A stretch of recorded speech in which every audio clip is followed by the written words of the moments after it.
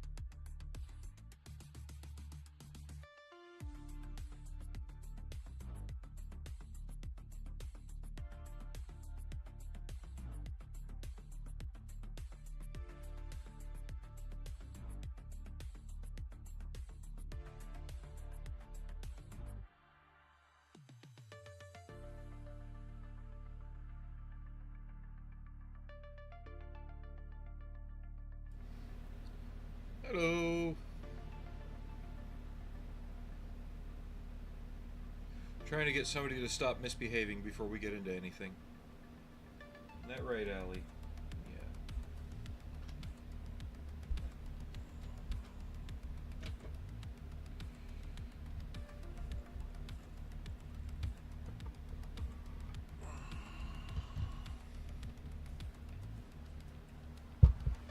Boop.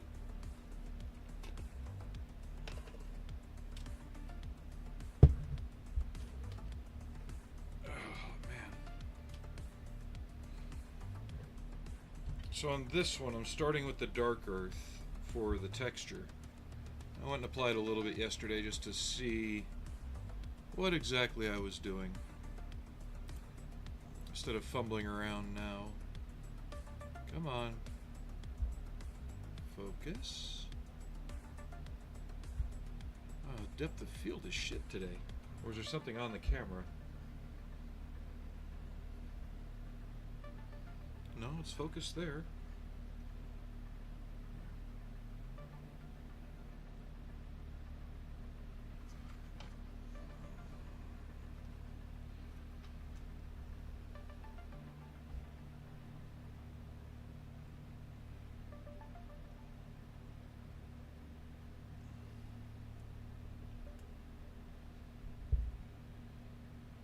But you'll notice how the hull has like a boat hull shape to it. It's curved underneath. So I'm doing my best to avoid getting too much below this line. And I'm trying to build everything up on top of stuff.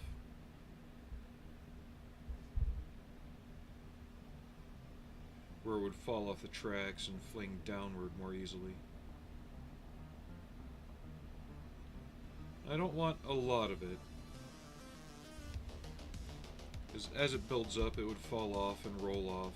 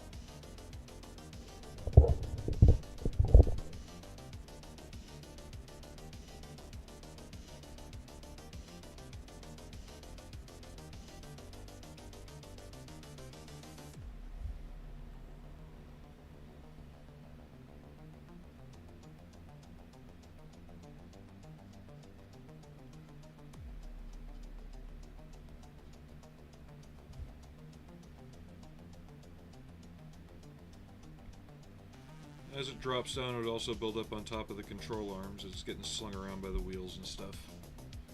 I don't know. Never seen any pictures underneath from the inside of the tank to really see what it looks like. So, I haven't really seen anything from this side.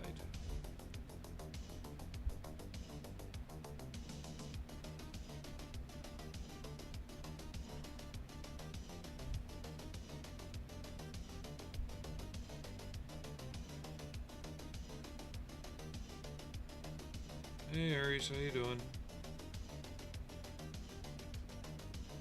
Are you still off work until after New Year's or something?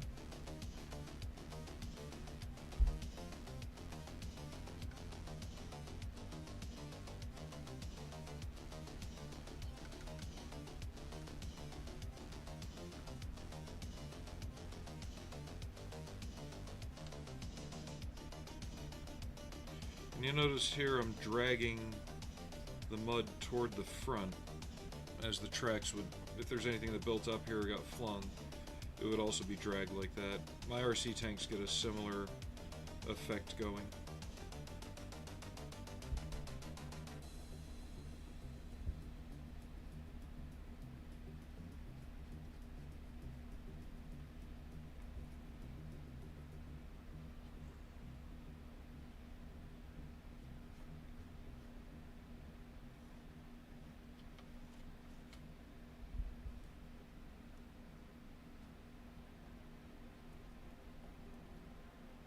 George Davis 7629 Hey George. said, "Hey builder."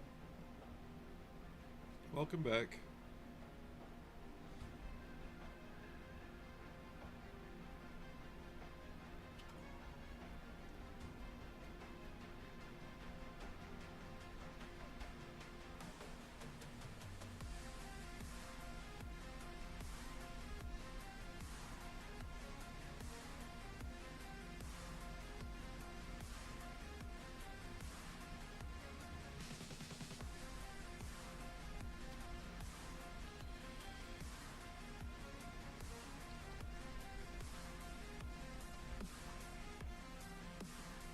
This time I'm using the dark earth as well because I want the scene to feel wetter. I'm still going to use the European mud as the wash over it to kind of tone it, but I want the whole thing to feel deeper and darker and wetter.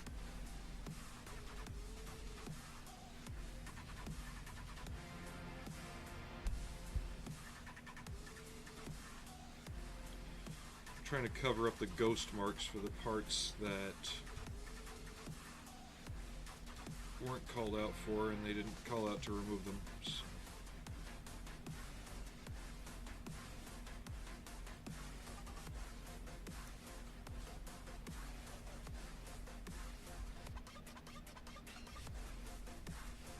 We'll just cover them with a little bit of mud. A lot of it will be up on the upper side here, but there would be a little bit down here too, because it would fling up off the road wheels. But most of it would be up top due to the track traveling there.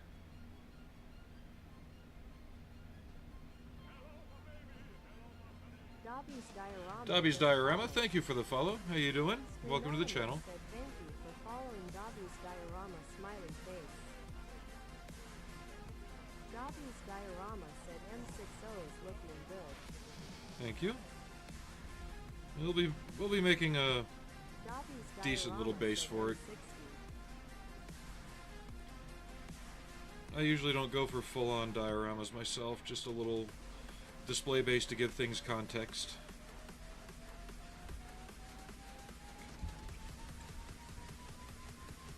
Now I want to try something I haven't done with this stuff yet.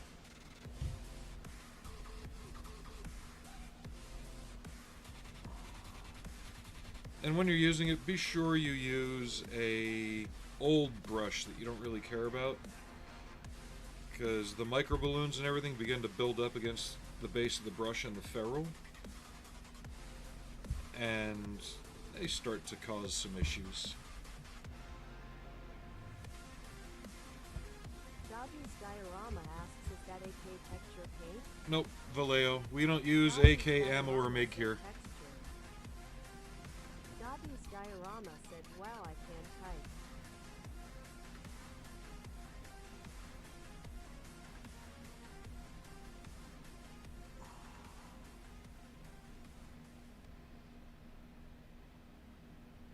I've never really tried thinning this stuff down and flinging it too much.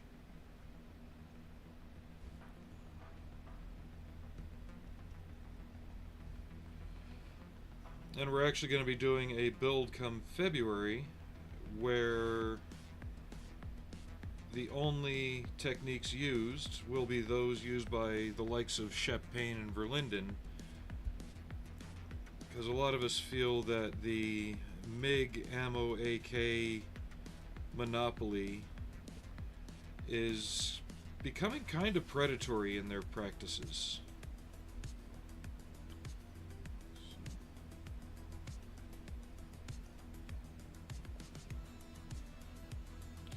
But the main reason I like Vallejo is it's all primarily Gobby's acrylic. Diorama asks, predatory? Yeah. Like, ooh, look, we made a paste that makes asphalt. Great, but in your demonstration you showed just how redundant that is because everything got covered up. 7629 said, who are those two? Shep Payne and Francois Verlinden, probably the two most influential people from the 80s and 90s in scale modeling. Yes, Verlinden did start his own company.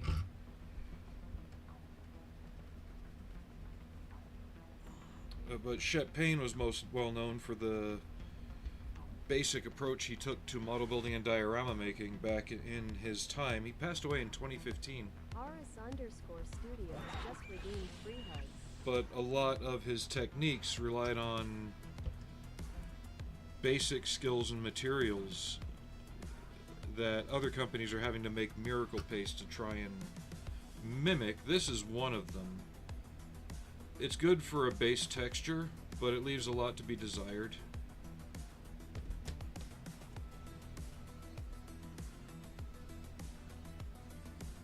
And a lot of times with all these things you have to go back and do even more work to them.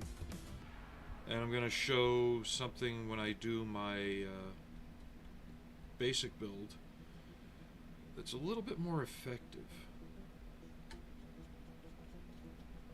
Why don't I use it now? Because I've got these on hand and I'm trying to use them up so they're not wasted.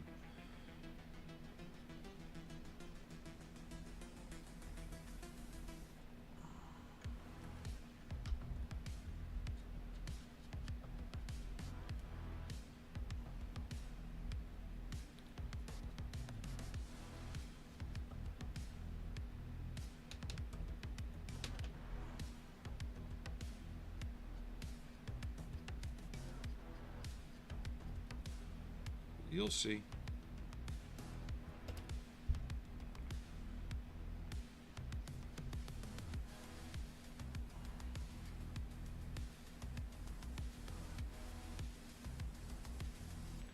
But I guess you also had to be there back in the early 2000s when MiG first came on the scene and everybody was just touting his The stuff. Model Student 20 said hello. Hey, model student. And honestly, it's very unintuitive, very expensive for what you get, and honestly makes a lot more work for you than if you just stuck to the old ways. 7629 said, found that with the Vallejo soil paste is good but leaves a nice almost rubbery surface finish. Yeah, I've noticed that too, that kind of semi-gloss to it. That's usually why I go back over it with flat coat when I'm done, plus it seals it all together. On this especially, we'll have to do it. 7629 said, I like the Ammo A stand paints so far. I've tried them, and nope. They're not intuitive. They don't play well with others. And I use a lot of different stuff, and I like my stuff to play well with others.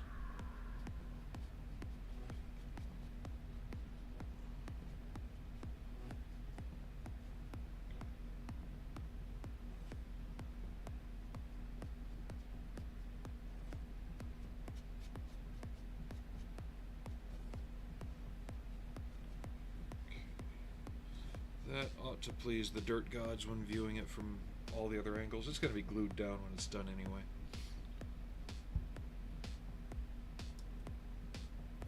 Get that picture back up.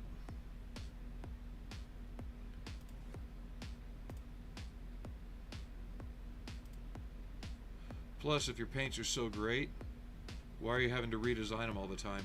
Or are you doing that just to make people buy it more and replace the ones they've already got?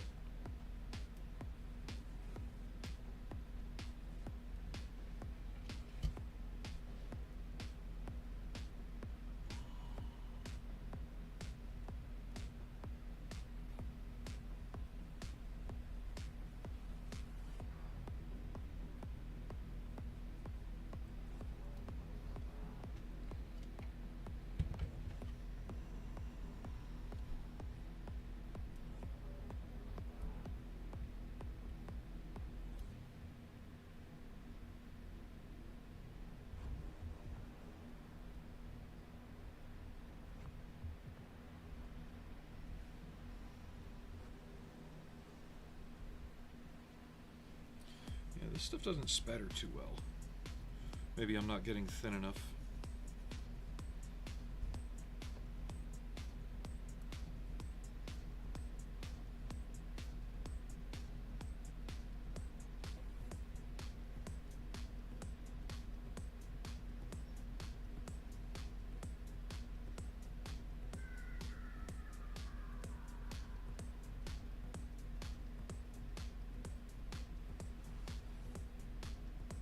George Davis 7629 said haven't tried Ammo's acrylic paint.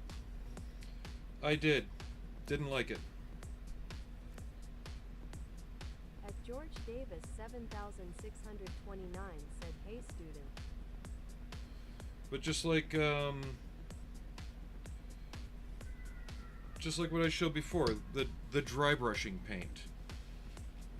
It's too thick. It actually sucks at what it says it does. At the model student 20 said muck in a boot, I got a 1/3 price deal on a set of those Duncan Rhodes acrylic paints. Duncan Rhodes? They're excellent, but full price is way expensive. Never heard of that.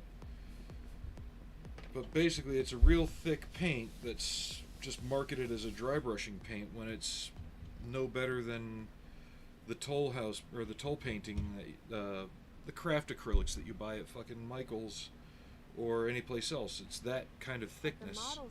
And it dry brushes like shit. It doesn't dry brush well at all, believe it or not. It's too thick. By the time you get it to the right consistency on your brush, it's already too dry.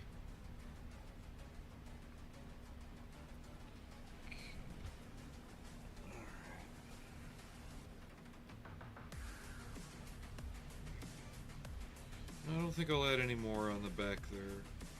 That's just enough. I don't think one of these would be doing 80 miles an hour. Said it's Citadel paint. It comes in the dropper bottle. I'm talking about this shit that was given to me.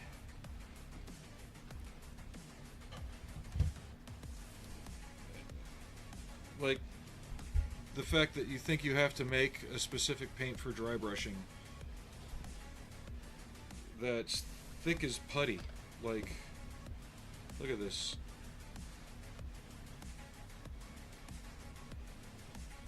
Nope. Wrong consistency to me. And doesn't wash off well with water. Yet it's claimed to be an acrylic. Said they're like a gaming paint. Pigment and colors are excellent quality. It smells like PVA glue.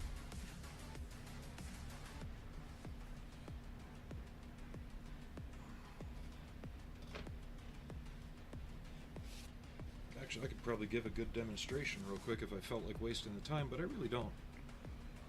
At George Davis 7629. Let's splatter a bit more on here. Paint LMAO. Yeah, that's the other thing. Oh, gaming colors. Paint is paint. I need a much more flicky brush for this. Let's go with this one.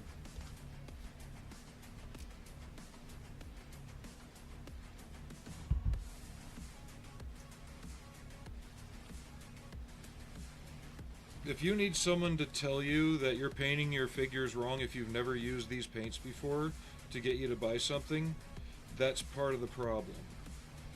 At the model student 20 said I got a dry brush Citadel paint WAY back with a bundle of stuff that was crap also. You got to remember, a lot of the techniques that have been developed, like dry brushing and washes and stuff like that, didn't use specialized crap. Said the game colors are okay. They are just It used the regular model paints. There was no specialized crap. It was the regular paints that everybody else was using to do it. Nothing had to be specialized or formulated or anything like that.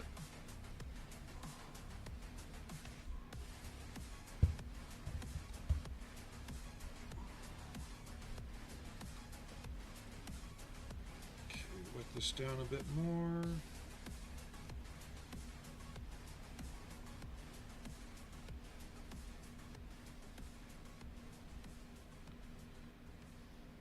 Yeah, I know the game color paints all have names like Goblin Shit Green and stuff like that. Orc Puke. Whatever you want to call it. At the model student 20 said old schoolers just use ancient techniques like filters and glazes. Filters weren't even really a thing until Mig showed up. He tried to apply fine art terms to crudeness. 20 said, which is all most special products are anyways.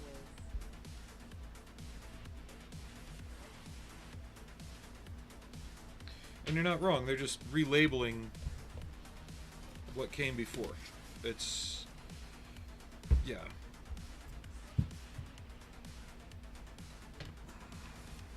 It's like selling snake oil back in the day. Oh, this'll cure all your arrows and strip the paint off your wall while you're taking it. Wait, what?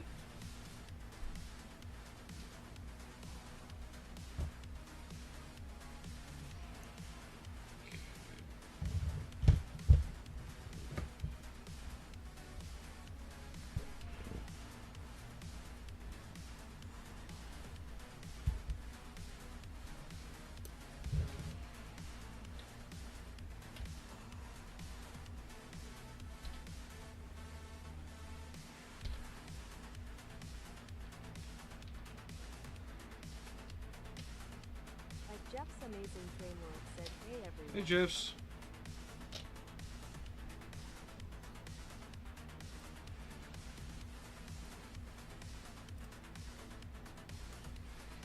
Seeing something.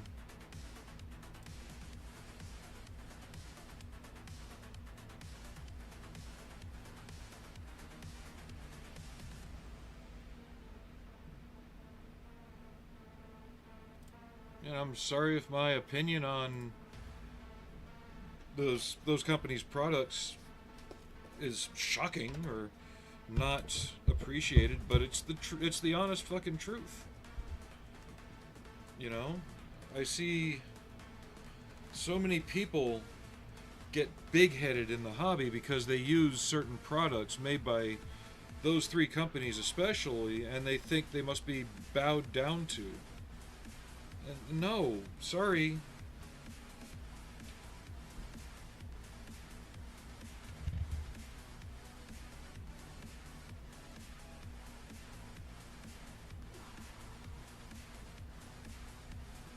Dobby's diorama said different strokes for different folks.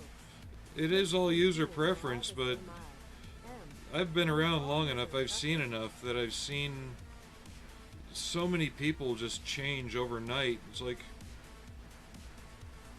used to be, you know, good, enjoyable, watchable, and all of a sudden, I use this, and now it's plastered on everything I do. Look at this model I'm building. You can barely see it behind the mountain of bottles that I'm sponsored to put up on the screen. It's like, come on, really?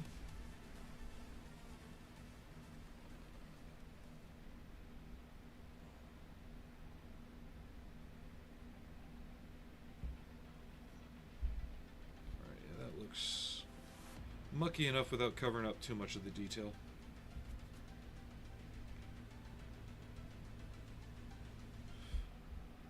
And I've actually had people at my club react to me like, why don't you like this stuff? And I'm like, here's why. And yeah, they've had people there suddenly turn into, I'm the most master person in the hobby because I use this stuff. It's like, no, you just easily separated from your money.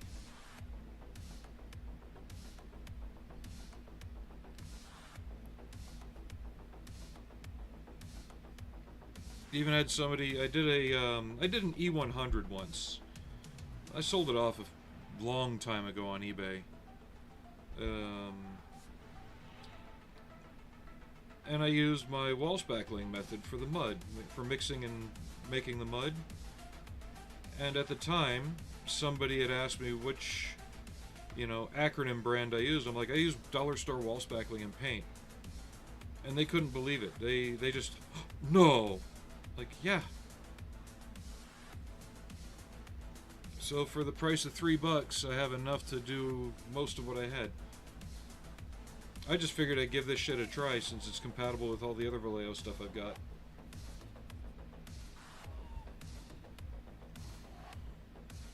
And that's what I'll be showing on the LAV build as well, because it's one of the techniques that Shep Payne goes into depth on, using... Well, at the time he used celluclay, probably more of the powder than the actual paper mache material, to do mud on the lower part of tanks. And while it works, it still requires you put it on before you paint the vehicle. Meanwhile, I'm sitting here thinking, well, hold on, what if I actually make something that looks like mud?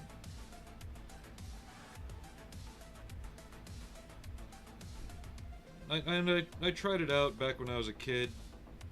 Never really thought of it again, but once I got more experience, I did more with it. And again, this is well before the big companies came out with their crap. So yeah.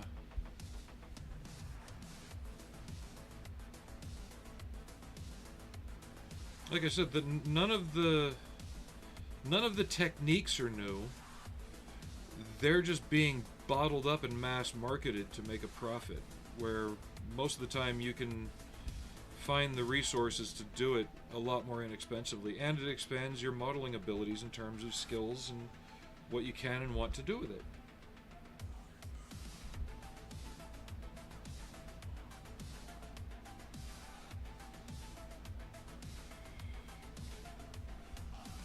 Yeah, I'm only globbing the outer faces. I'm going to use washes on the road wheels, simply because they wouldn't have mud built up on the face, especially if they're rolling.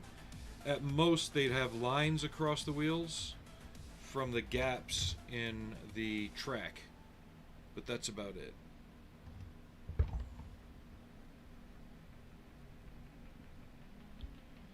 But the other reason I don't use the stuff that's made, especially by that person, is I had actually seen him tell people that they are not making models correct because they're not using his stuff.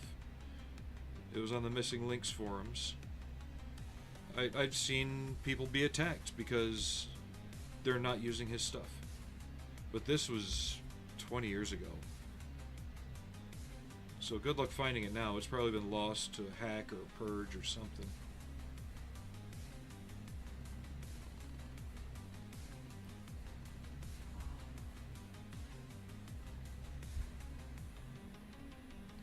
I mean, what would you do if Bob Ross suddenly came on and said, "You're not painting good because you're not buying my paint set"?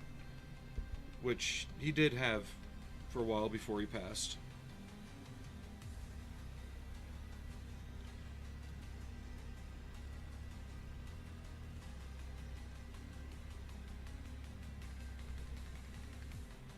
At the model student 20 said he gave me some of that Woodland Scenics Hydrocal. It's great stuff. It's an old product, I guess.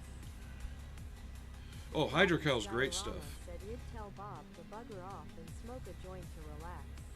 And that's my thoughts on any company started by Mig Jimenez, is because I've seen his attitude. I've experienced his attitude. I don't like it, and he can fuck off and smoke a joint.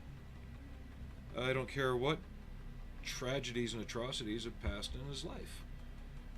it does not give you carte blanche to tell people that unless you're using my shit, you're not building models right.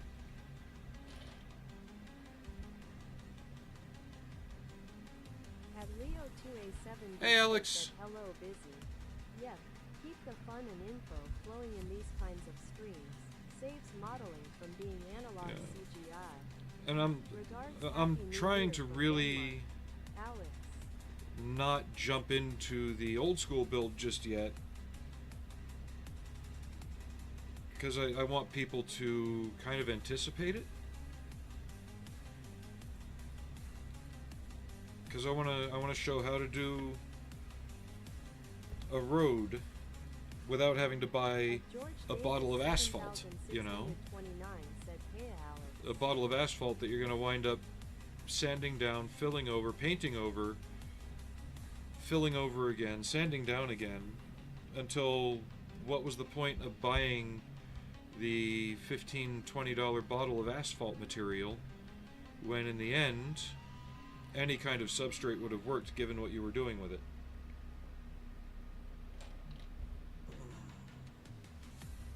Eclorix builds in place said we love some dirty tires. Hey Clorix, how you doing? Welcome in.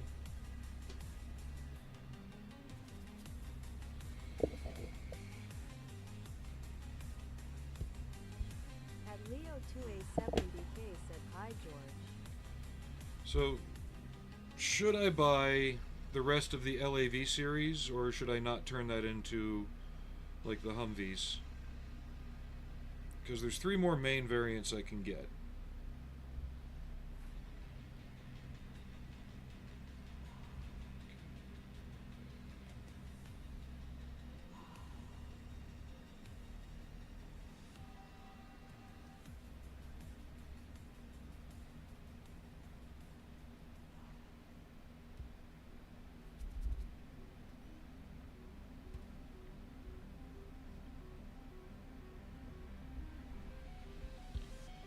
Just trying to find subjects that would interest you guys too.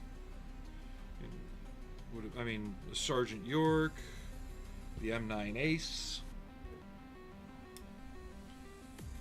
I did find the SA-13 on Amazon finally.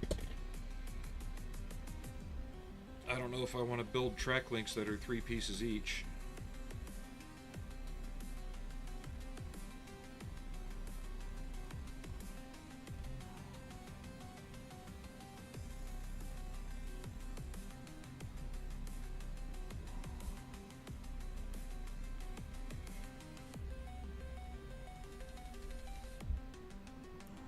Model Student 20 said you can make any effect better from scratch. It's only convenience that they offer anyways, not superior finish. Lol, more LAVs if you enjoy them, I think they're bomb. Well, the LAV-M and the LAV-AT are the only other 2 that saw wide use. The air defense one did get built and deployed, but not in great numbers, so it's harder to find information on them. At the Model Student 20 said my Centauro is my favorite personal build so far. I should really finish that up too. I've stalled on so many things lately. I could probably use some of the barriers left over from the LAV-R build to finish up the Centauro base.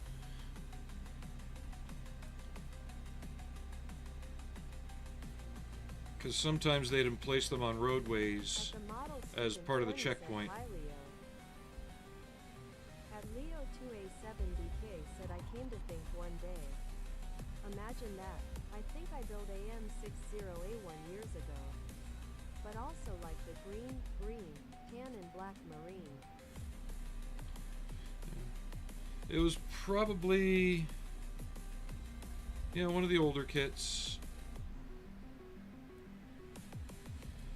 I also don't know if you guys would like to see another M60 shortly after this, because the M60A2 is interesting, but they weren't fielded for very long either.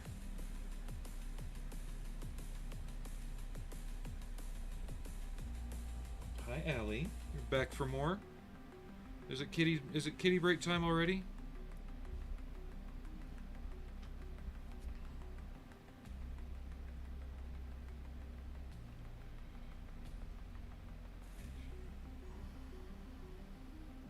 The thing I like about the plaster mud mix that I'll describe here is kind of like how I spattered this. You know, cool, but you only get one color mud. With the plaster mud, you can start with one tone, and while you're on that same palette, mix in another tone and another, and get layers back to back. At the model student 20 said, "Oh, the Stinger Humvee looks good." Now that's the Avenger, not the Stinger. The Stinger is the other one. They both use Stinger missiles, though, so yeah. And apparently AFV Club's doing an updated version of it. Supposedly all new tooling, except AFV Club never did a base model Humvee, so I wonder if they're going to use someone else's base Humvee kit and a new tool Stinger turret. Do not play with my tweezers. Thank you.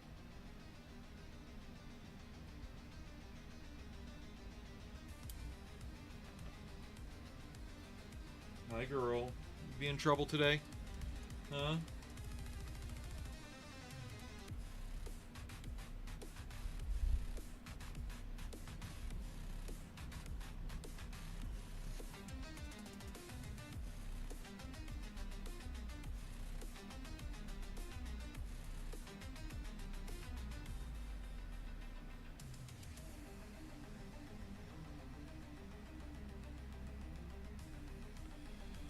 My thoughts are when Italeri made the Stinger kit, they had heard rumors of a Humvee with a Stinger launcher mounted on it.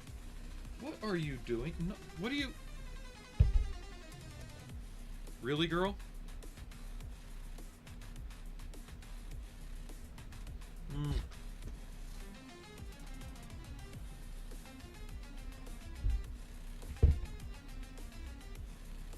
What are we doing?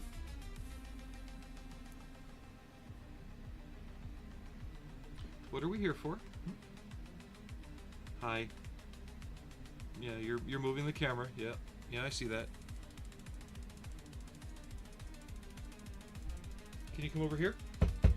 Come on. At Leo 2A7BK said intruder alert. Good girl. Do I need to find a box top for you? Give me a minute. Give me a sec, guys.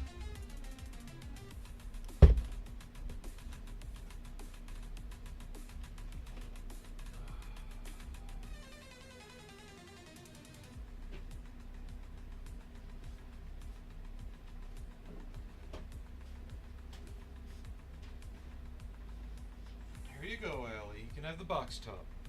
Come on. There.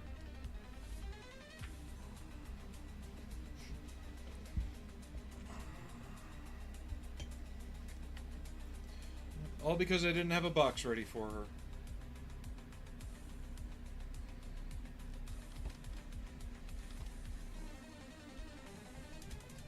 Come on, camera. There. At the model student 20 said, "Good kitty stealing the show. Next month I'm going to try to get that weird Volvo kid out Oh, of Sweden. jeez. It will depend on shipping." My curiosity got the better of me.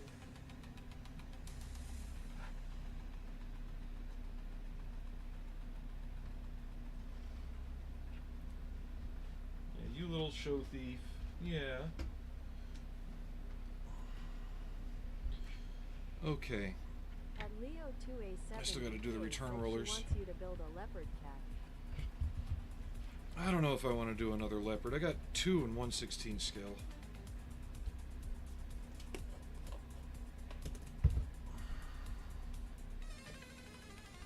Does anyone do a leopard 1A5 DK?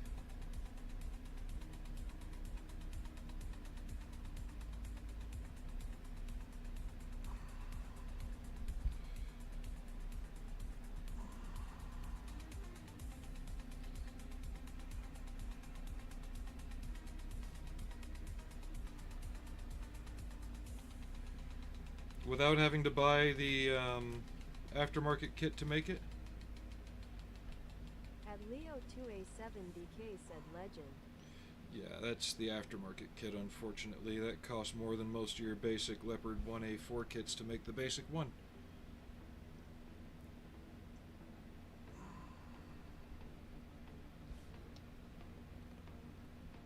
I thought Perfect Scale did one too.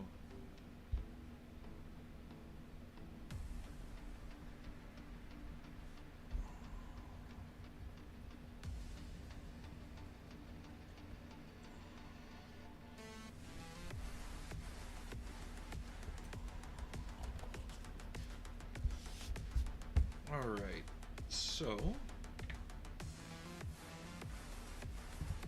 let's start gluing some more parts on. Get the tracks installed. And that way we can start doing dirt effects more uniformly on everything. And these are primarily going to be done with the acrylic washes.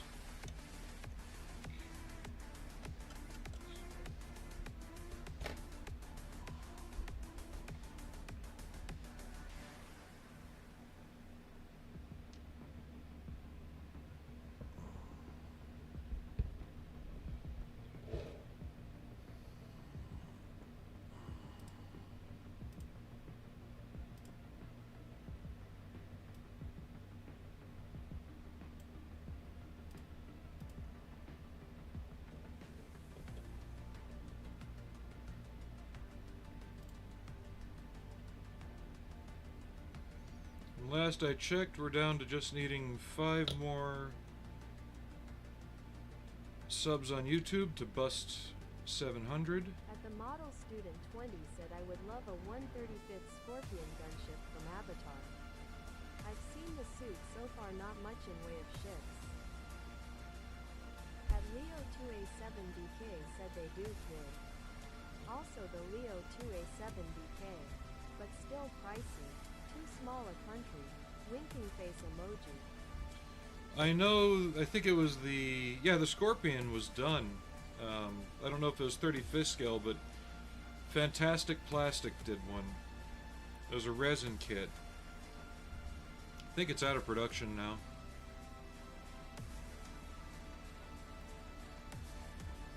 I had to remember which was the Scorpion and which was the Samson.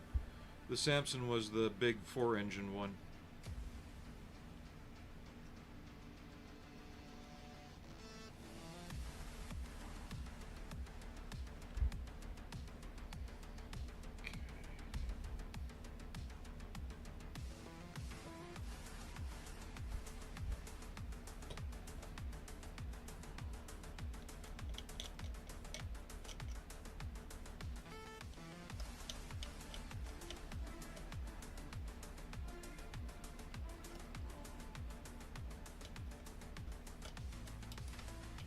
Since you have a printer though, model student, I think there might be files for them out there now.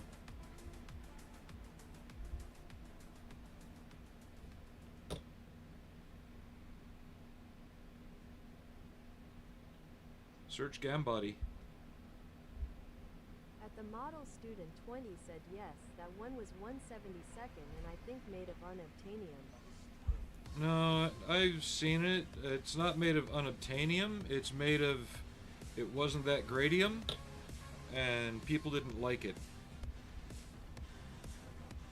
I've heard of asymmetry issues from the master, because it was made back in the days before 3D printing, and it was hand mastered. At the model student 20 said I think you are correct.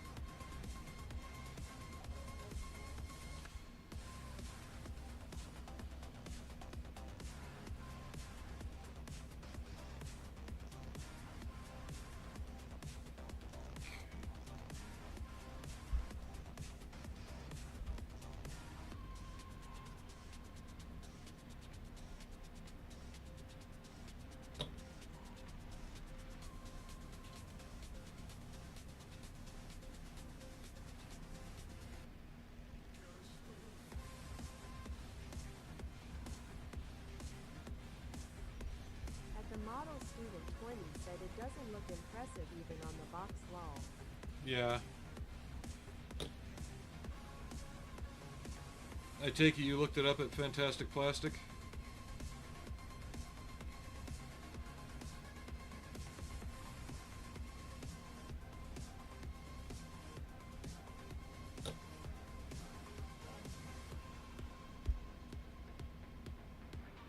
In this case, depending on how it turns out, I might leave that kind of wettish, muddy look. It'll help with the frost effect.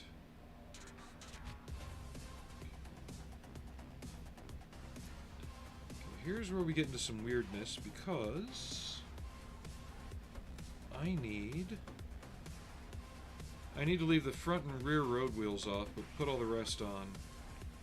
Just to give enough slack in the track.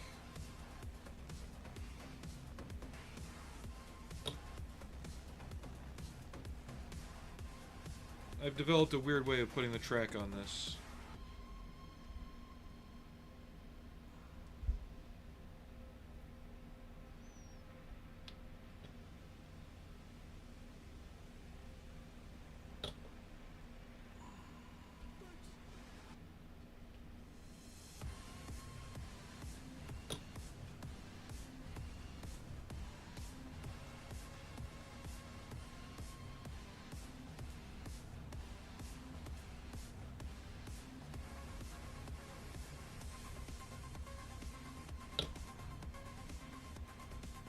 Ooh.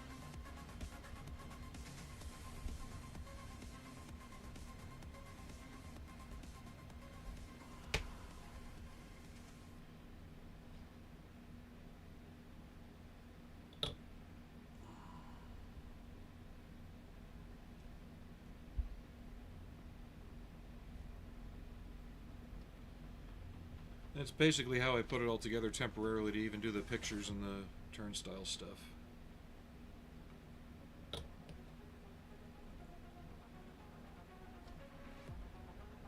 Okay. Same thing on the other side.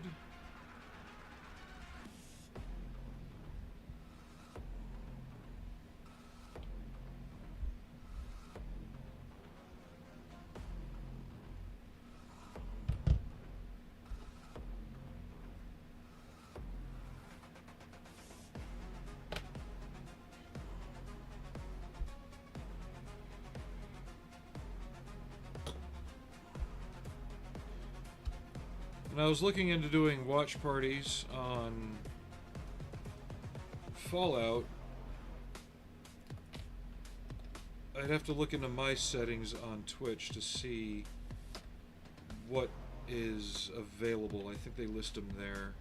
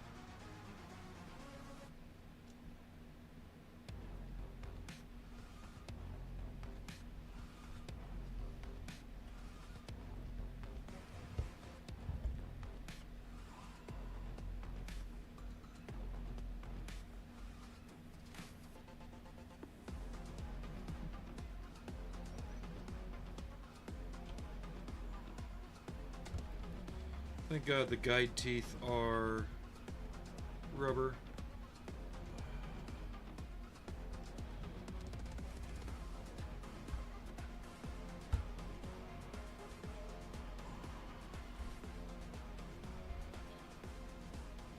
The main reason for leaving the front and rear wheel off is so I can engage the sprocket into the track and then stretch and roll it into place.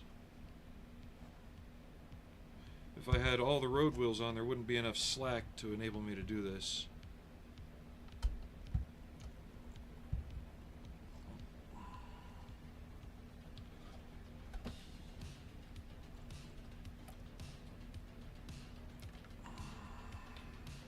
Tweezers.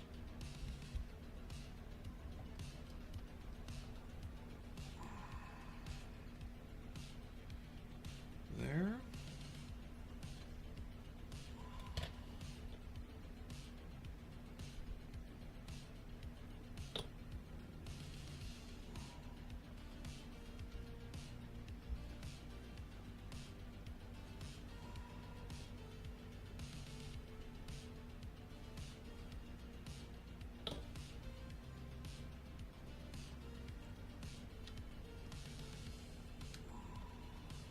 And there.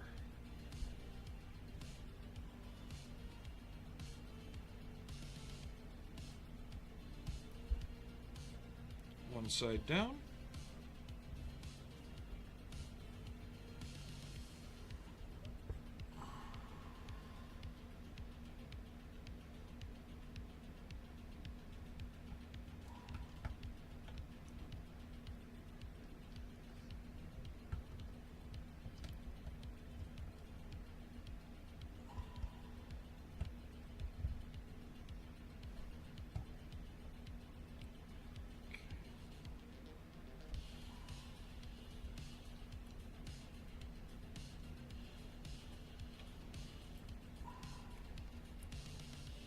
Leo2A7BK says that's a nifty way of handling that. Well, I could only imagine trying to fight the track around everything, trying to put the two pieces together with the thin metal pin that's supposed to hold it all together.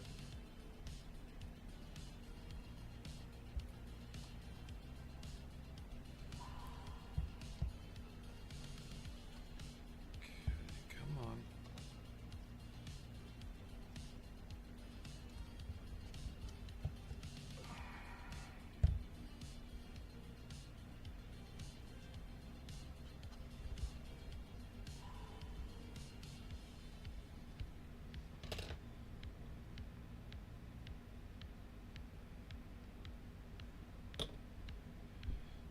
Because the tracks are just, they're rubber track like Tamiya or AFV Club would have, well, more rubbery than the vinyl that they'd use, but they're just held together by a singular small metal pin that I can't even find the location of it right now.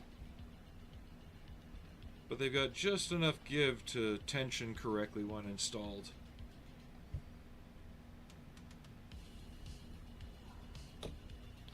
And it's all tight enough that I don't even have to worry about gluing in the sprocket. I mean, if I have to, I will, but I shouldn't have to.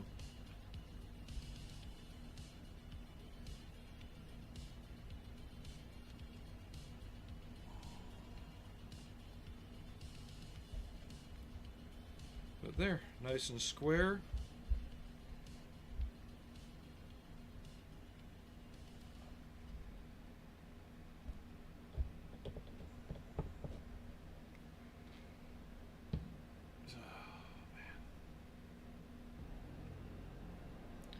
Alright, we're going to take a quick move around break. I want to let this dry for a little bit more, and then we'll work on doing the other effects, like this stuff and this stuff, on the rest of the hull.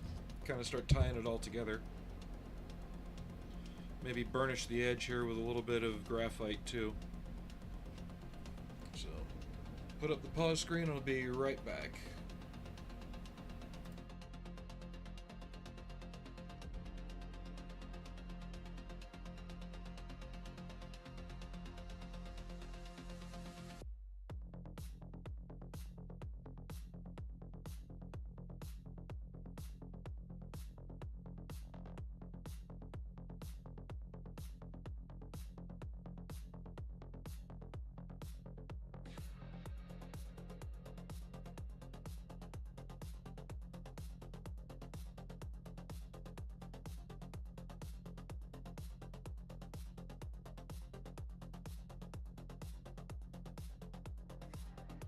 The model student 20 said coffee time.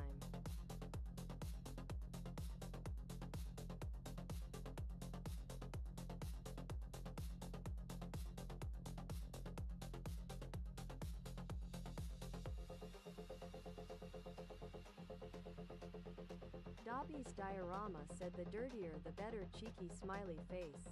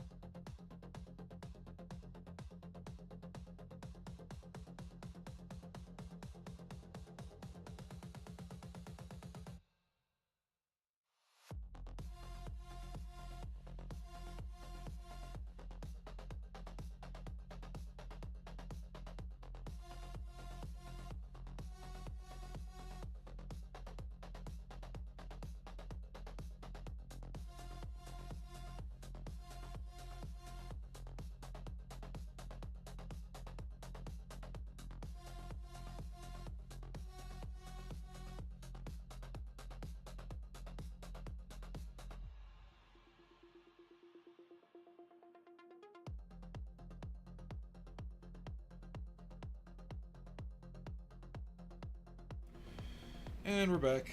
I just had to take a quick lap around the room, really, just to make sure I don't get a clot or something. Us old men gotta think about stuff like that.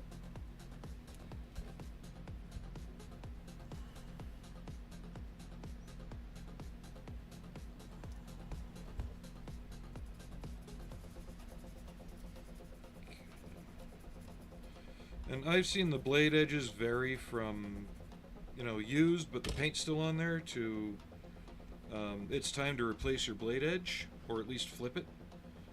So we're just going to burnish it a little bit with some graphite and let the mud effects and the dirt effects kind of handle the rest.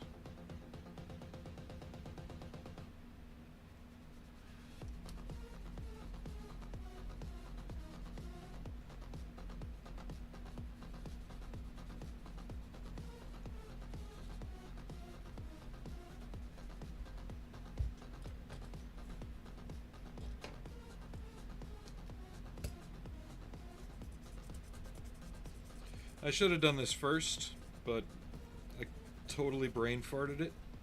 So I kind of put the mud on there, and then now I'm doing it. But that's alright. We can fix that with paint.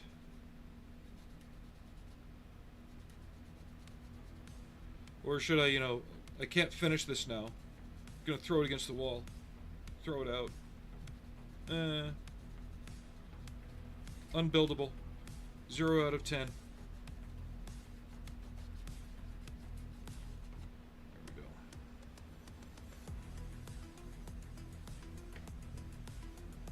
That was sarcasm, by the way.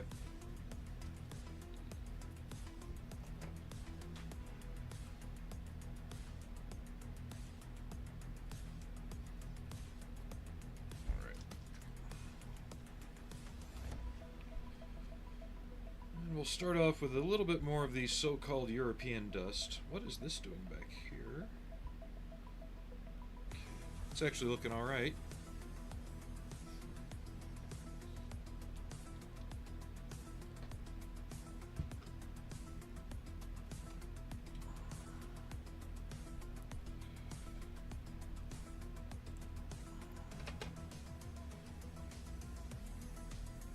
And even though this is marketed as desert dust, anybody who's lived in a place where it snowed knows for a fact that there's always that really light, almost white grime and dust that builds up on everything from the snow. Here in Utah especially, we call it rain and mud when that happens, because everything gets picked up and then blown in. We've had the snow turn red sometimes because it formed around the dust from the southern desert.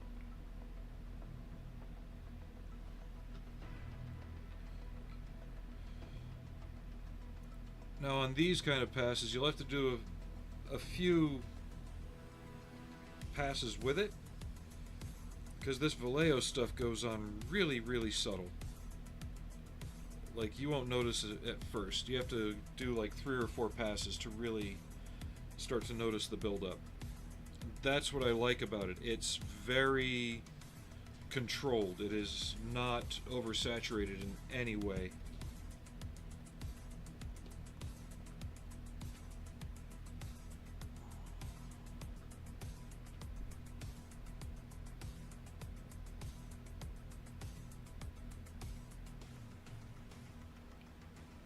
We're just going to go along the side because we know this crap gets everywhere on a tank with no fenders.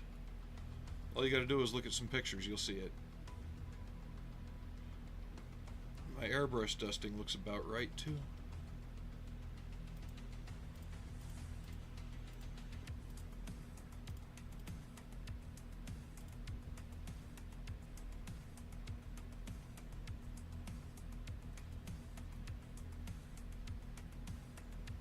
Whoop. Gonna have to fix that 50 cal barrel. My bad. That is bad. Yeah, let's get that drying. Snapped it right at the base. There.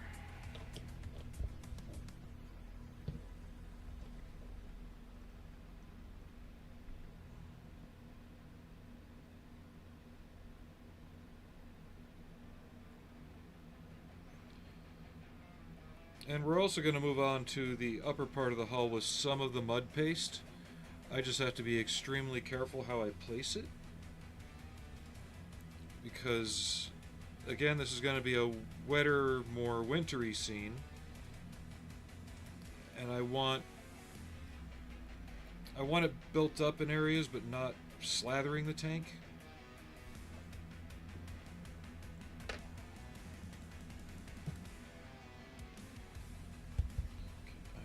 A shorter bottle.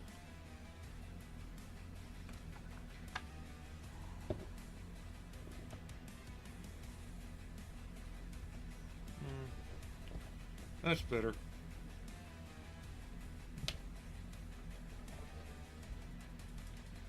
But honestly, if you're doing stuff like this, just do what feels right. Just be careful of overdoing it, because that is very easy to do as well.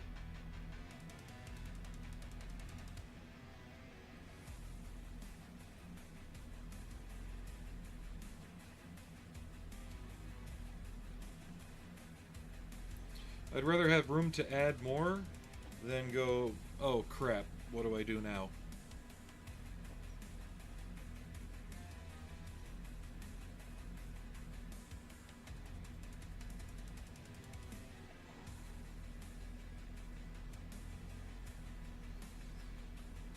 And if anyone out there has ever run a plow at any speed, you know that this thing throws shit everywhere.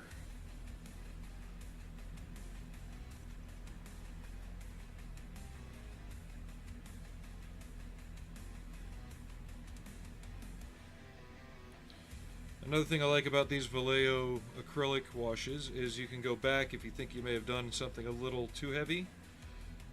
You can go back within a day at least with a moist brush or Q-tip and actually blend them down a little bit, clean them up a little bit. But again, you'll be able to do it very lightly, so it's not, oh, it's too heavy and now it's, oh, it's all removed. You can actually go in and work it a little bit.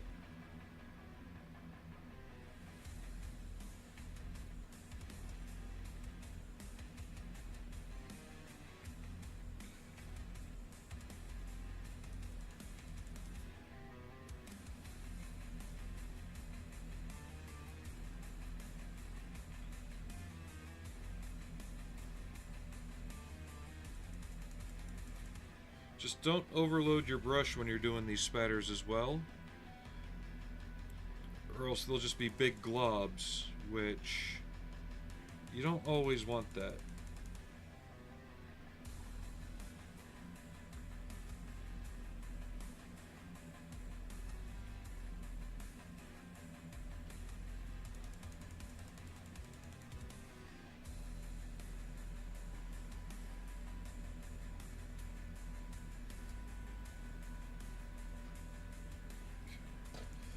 see if the camera can pick up on what we were just doing. It's starting to show. Trying to keep it around the edges of the fenders and around here. And obviously on the front too, because the plow is going to throw that stuff up.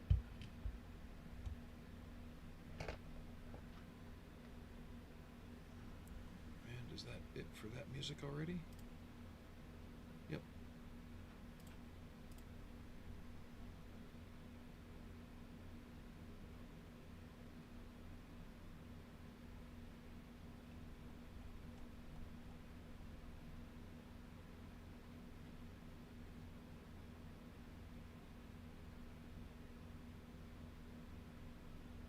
Let me see what else I can find.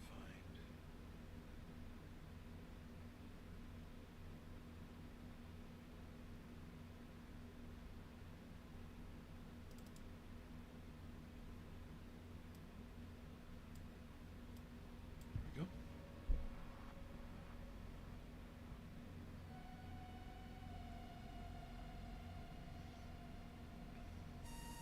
But this stuff builds up literally like muddy water, which I really like it. It also makes a good filter as well, since it's so thin that if you want to knock something down into the brown range a bit more, you can.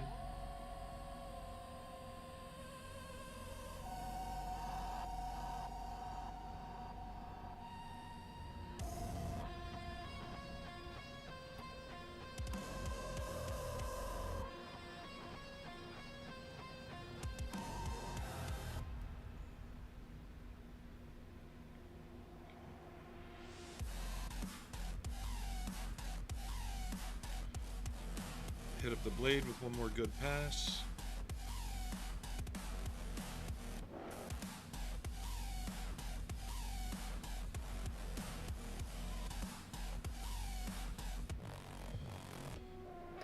Flip it upside down so we can get the back side of the blade where I flung all that stuff before, because that's going to come flying off the track and hit down here.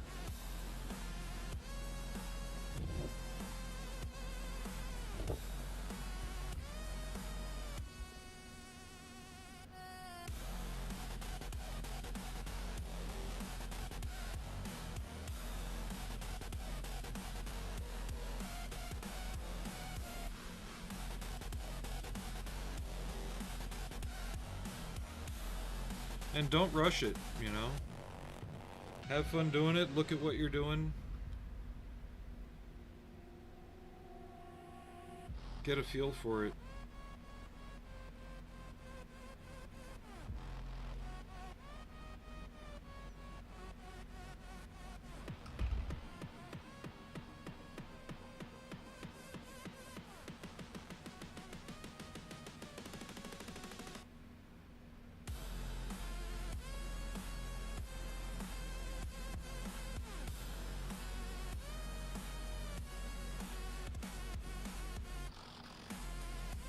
My last job I had to run a snowplow, and I absolutely hated it. And I forgot to paint my taillights. So before we go any further, let's do that.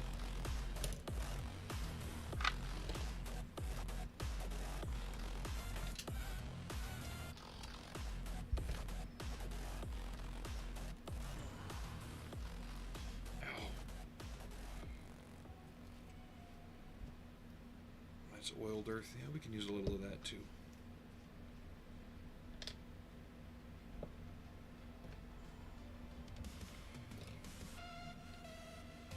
That'll throw some variation in there.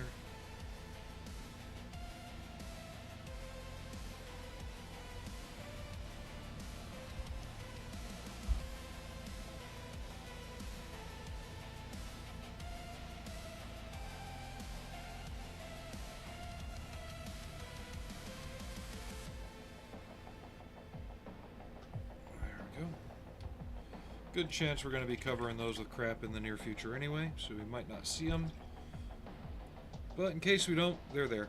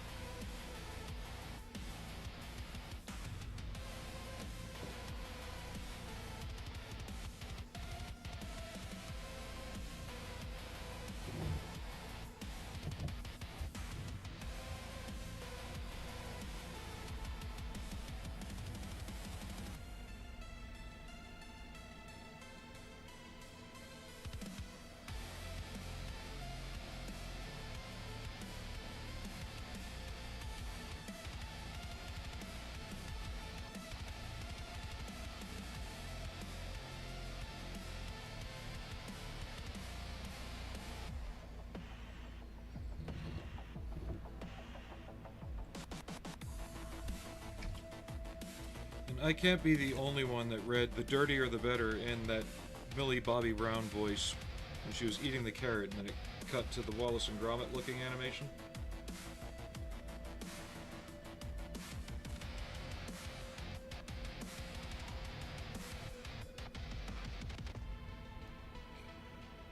We're using the and we're using the oiled earth to kind of tone down the rubber on the road wheels and tie them into the surrounding tones as well.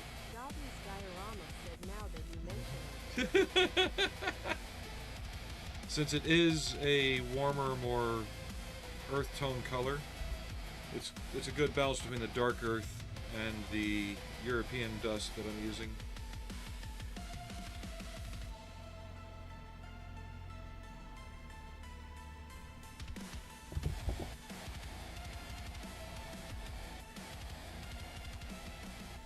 You have given Dobby clothes!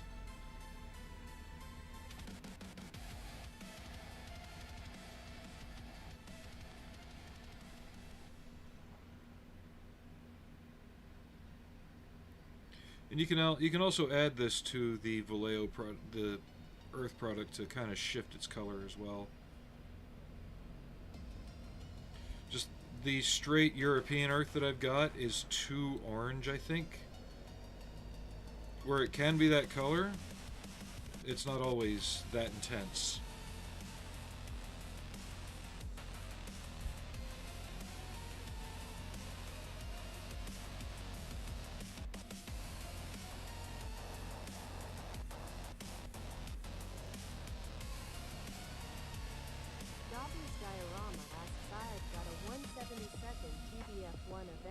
And I wanted to look like it was in a dogfight, but wasn't too messed up at the end of it. And advice? Dobby's diorama. Honestly, when it comes to stuff like that, it greatly depends, like, the whens and wheres. How new is it when you had it in the dogfight? Because generally, those airframes could take a couple hits, but only a couple. I know there's always an exception to the rule, and someone's always going to pull out a photo. Look, this one's got 3 ME-109s worth, or 3 Zeros worth of ammo shot through it. Yeah, that guy got lucky. Study actual pictures, if you can. Don't use other people's models as a basis of comparison for weathering and wear effects, because most times they're overdone.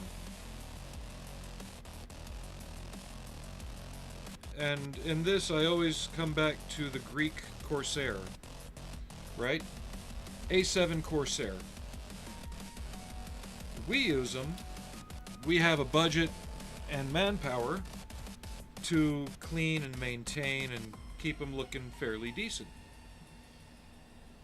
So an American aircraft, for the most part, wouldn't have a lot of wear and tear that you would show with things like pre-shading or post-shading. You do it more just to give a little bit of difference to the surface. Where a Greek Corsair, you could use a lot of heavy pre-shading and post-shading because they don't have as much time or money to devote to maintaining the paint job on the airframe. So that's why I recommend studying real photos to see where the common wear areas are and emulate that. Because if you try and emulate somebody else's, you might overdo it. Like Corsairs. Navy versus Marine Corsairs. Land-based versus carrier-based. Carrier-based Corsairs have a lot less paint damage. Land-based Corsairs, before the engineers were able to come in and properly pave the runways with the steel plating, were generally run off of runways made of crushed coral. Coral! No, that coral was extremely abrasive. The leading edge of the props would be worn down to bare aluminum, and the lower edge of the wings would also be worn down because the coral dust is always being blown up. That and the dust on the shoes of the maintenance workers and the pilots would wear through the paint quicker. Whereas a carrier-based Corsair wouldn't show as aggressive signs of wear because they don't have the coral to contend with.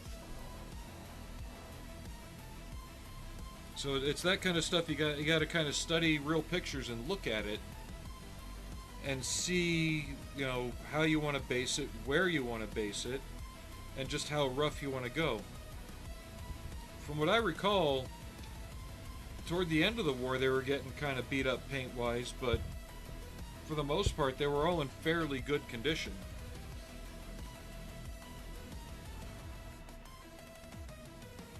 You know, the usual wear around the gun bays and on the left side walking up to the cockpit. Any common maintenance panels, engine panels.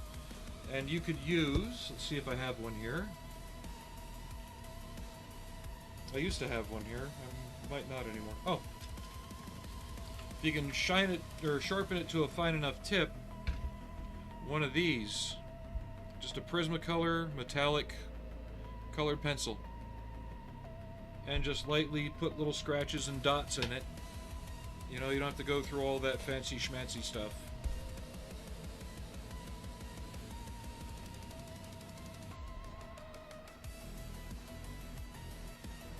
And I completely forgot to do the wash on this side of the wheels.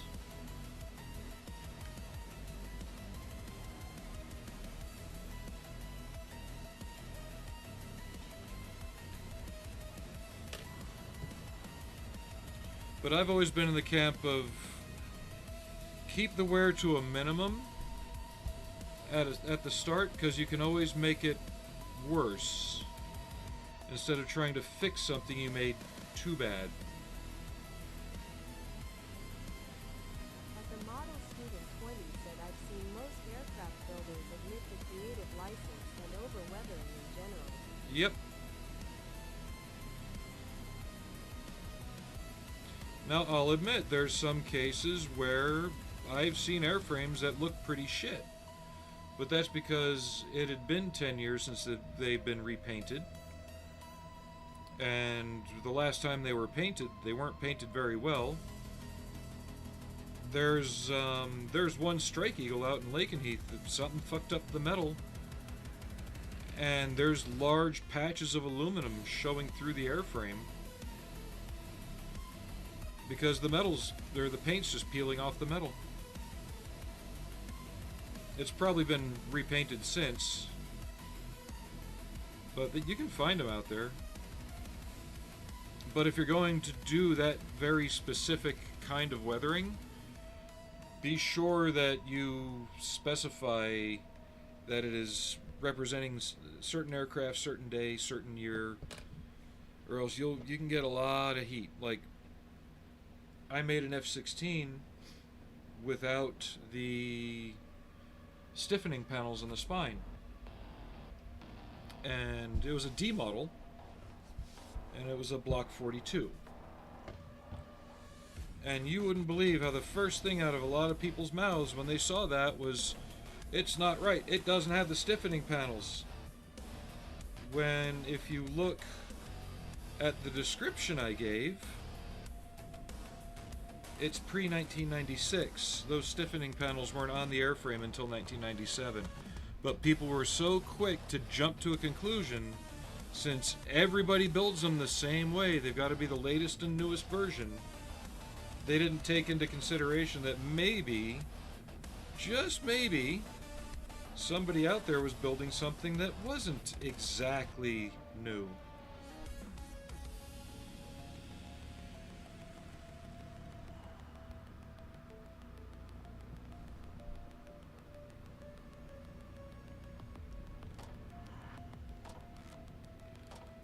I'm just giving random splatters to the top of the turret, because who knows what's been going on this thing.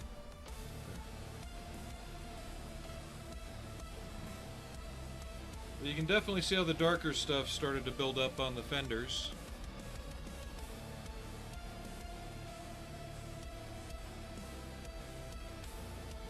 Really subtle but effective.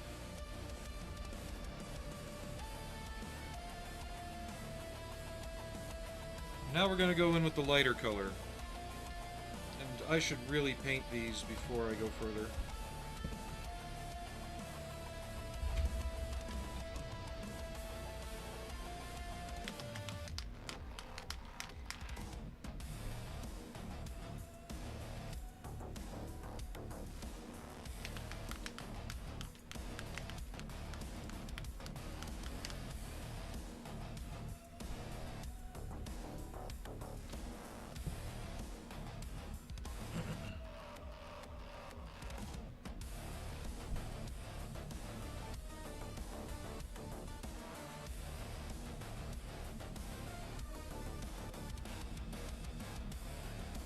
I will be putting stowage on, but that's for another stream.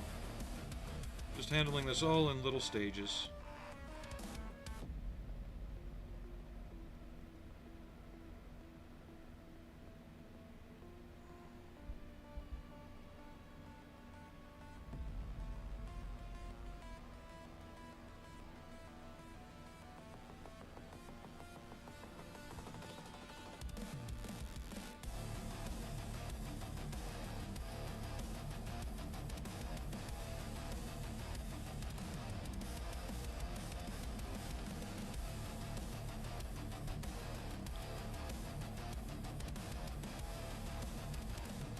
Yeah, when it comes to older aircraft though, find one, lock it in place and time, and build it as you see it. The model student 20 said, I saw a vid this morning featuring the Patria APD part of their promo with footage troops stealing white winter cam on them. Oh yeah. Rollers in a snowy field thought that was neat. I've seen rollers, brooms, mops.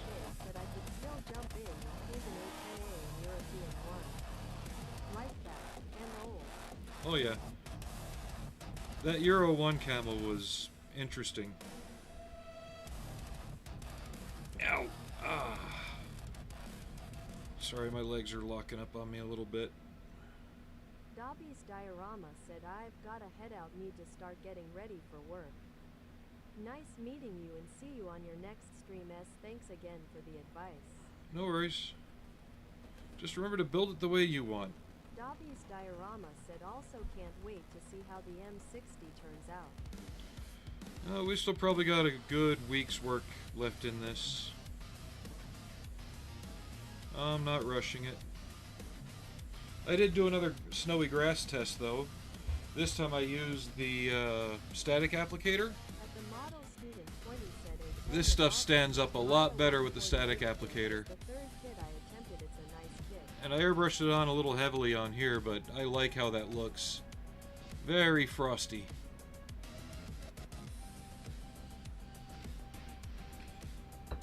The Tamiya kit is actually the Italeri kit reboxed. At the model student 20 said, cheers and happy new year. Yep, Happy New Year.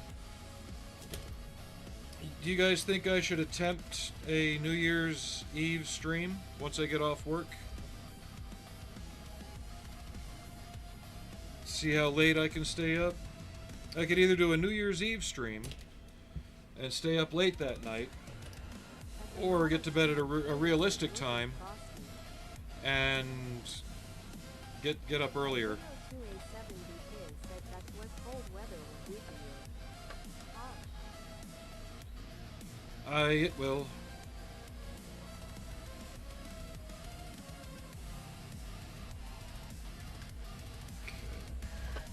Oop. Popped it off again.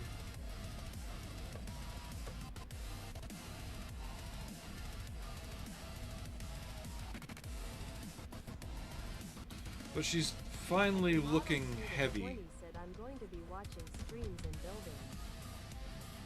So I take that as a yes. You think I should attempt to do a New Year's Eve stream? I did one night. This was years ago, but I was up till 4 that morning.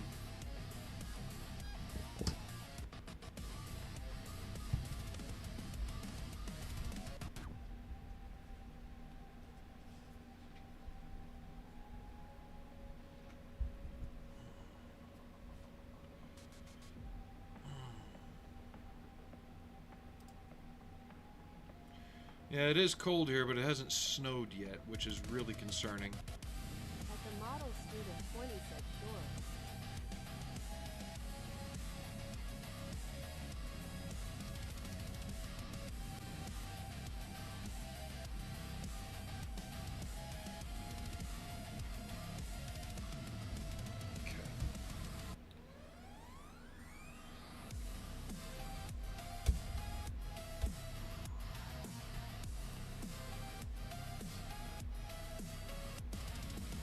Oh, Model student 20 said I am routinely up till 3 to 4 a.m.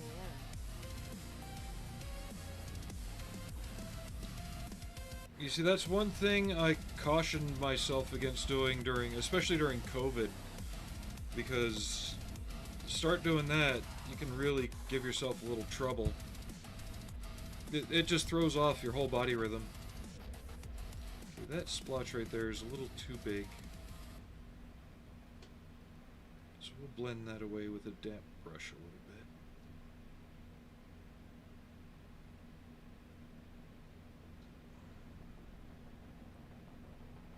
Okay. At the model student 20 said I think she is looking very heavy.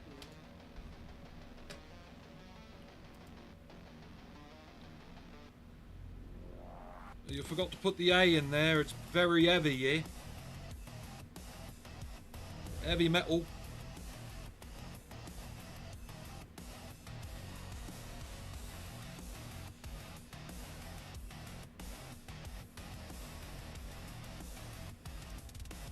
At the model student 20 said I keep it to a minimum.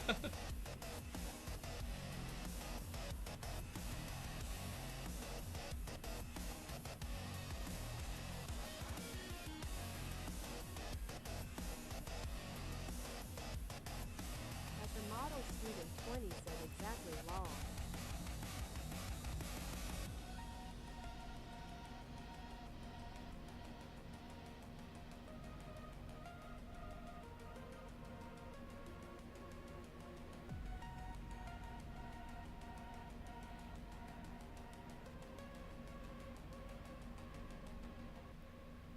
I know if I do another LAV, aside from the C2, it'll probably be the M.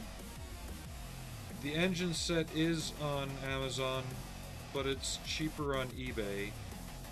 So I have to buy that outright off eBay.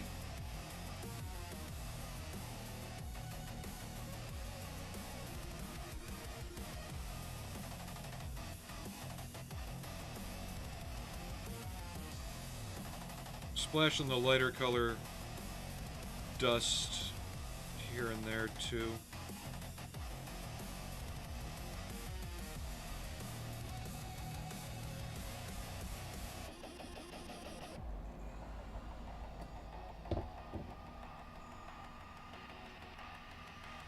I know Aries is here, but he's quiet. He's probably in a meeting. I go for it painting said hello. Hey, go for it. How you doing? I go for it painting said hi at the model student 20. RS_studio said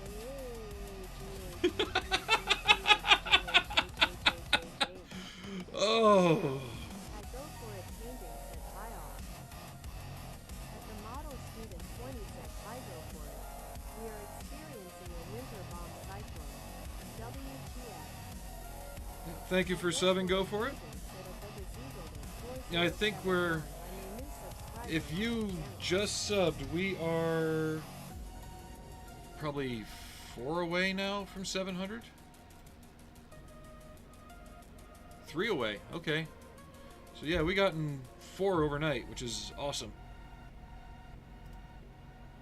Let's keep it up.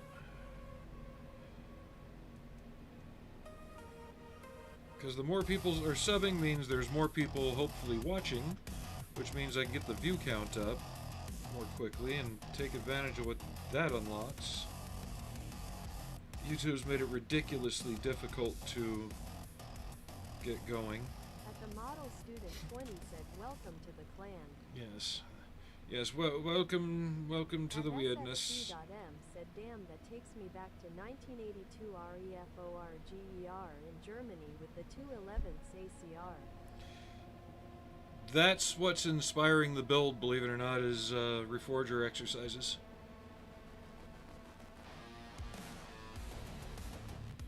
Just trying to keep the splashing restrained so you can still see the model. But I know for a fact these things were just coated head to toe in mud and dust and dirt. And we'll be using a frost effect on it, because I want to have something that looks like hoarfrost built up on the fenders and some of the other areas that don't get as warm as the engine deck. At SFC.M said nice.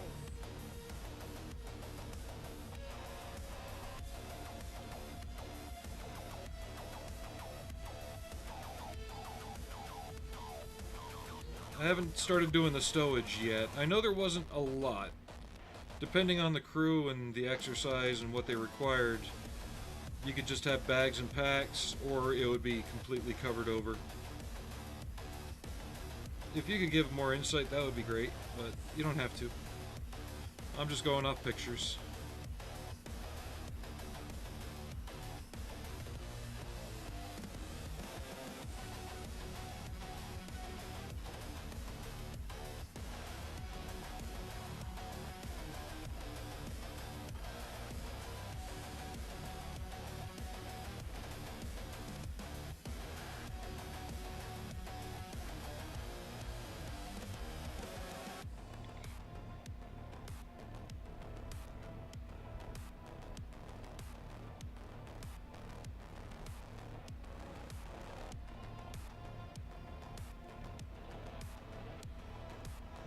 But thank you for everybody who's subbed recently. Was not expecting to have so many in one day. Usually it's just a couple here, a couple there.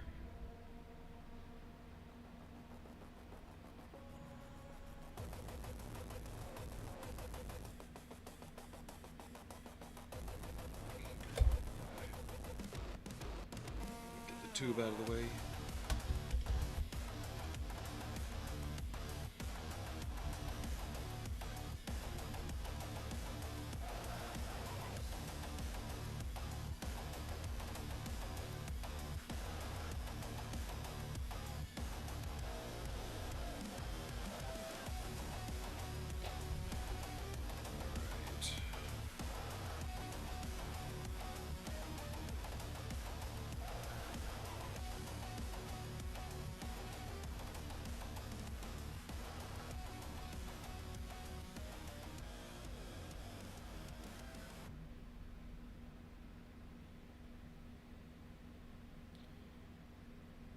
As neat as the M1 is, there's just something about the M60 that, you know, just At looks Leo287 tough. said the more, the merrier. Face with hand over mouth emoji.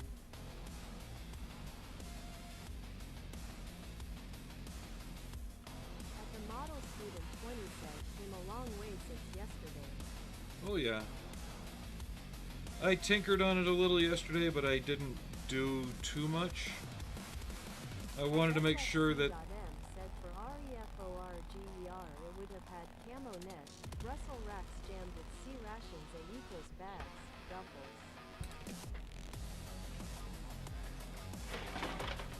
So I've got the C-Rat boxes to make still.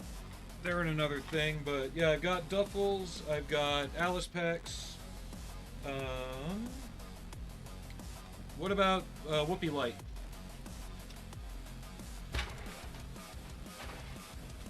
Where did my camo go?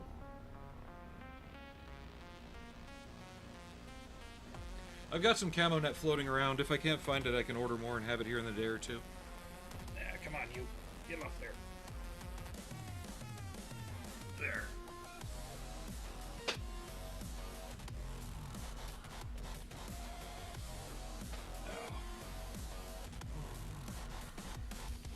And I tried to get, you know, period correct crew. They wouldn't be wearing Molly pack or Molly vests or anything like that. I know it would either be cold weather gear or it would be chem gear, depending on what the order was. And no M4s, grease guns. SFC.M said yes. Yellow turned light like a tow truck and a Orabridge triangle on rear we wrapped the. Was the whoopee light standardized in any one place? Typically on top of the turret, because I've seen it on the fenders too. I have a whoopee light I can install.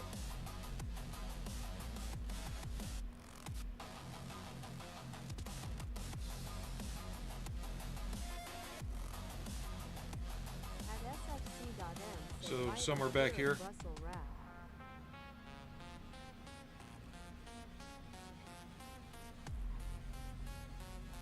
Excellent. So that's the kind of feedback I need for this.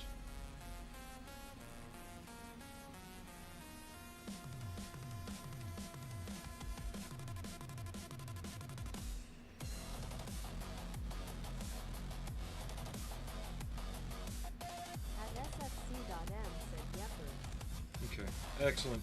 Thank you. Now for the part that I'm looking forward to and dreading. At the model student 20 said cool inside tips. Because I know with the plow blade on, typical point of approach would be the corners here to get to the driver's hatch or the turret. So I know we'd have a little bit of mud built up here, this area. Said might find a case of German brew in that Brussels rack too. I'll have to see if I can find something. I wouldn't doubt it, because I know you were basically trained in the towns. So, a little bit of tracked on mud through here. I don't want to do it too heavily, but just a little. And probably some going up onto the turret in this area here, maybe up on top there. But not a lot. I don't want to overdo it.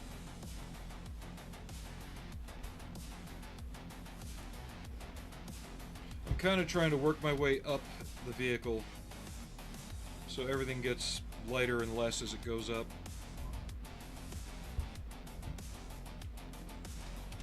Where's the other brush I was using? At sfc.m said most of the time the turret was facing backward. At the model student 20 said rolling on the floor laughing emoji thumbs up emoji.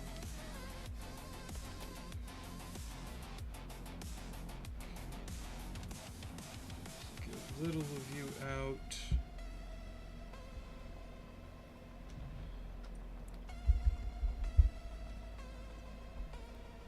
Because I've seen pictures showing everything from absolutely slathered in mud to hardly any. I'm trying to find that nice middle ground where you can see the camo and the paintwork, but it's not overpowering, but it still feels right to the eye. And if I really wanted to do this right, I'd bend the shit out of the fenders. You know, I'd have a lot more other stuff going on.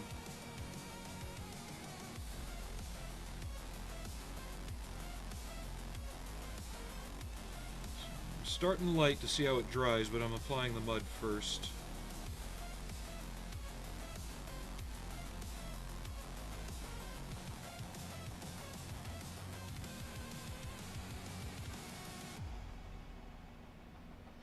Yeah, the only M60 I've ever been on was one that was at a museum in England. And then apparently it got seized because they weren't supposed to have it. It just got dropped off at a dock one day and they were told to come get it.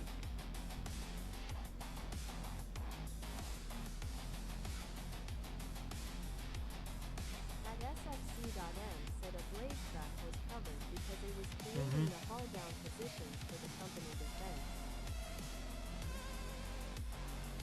I'm just trying to keep it attractive from a model building perspective, but I totally get what you mean.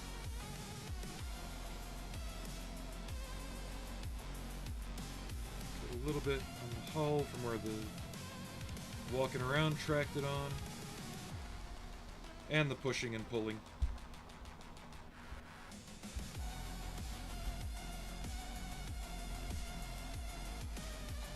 Do I want to do the fling? Do I want to thin it out and do the fling with this up here?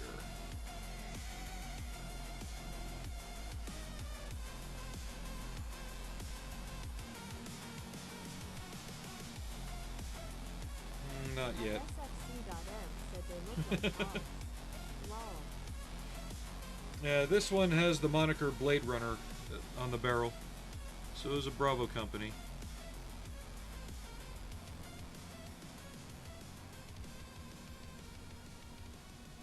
At Leo2A7DK said, I know you are not a diorama lover as such.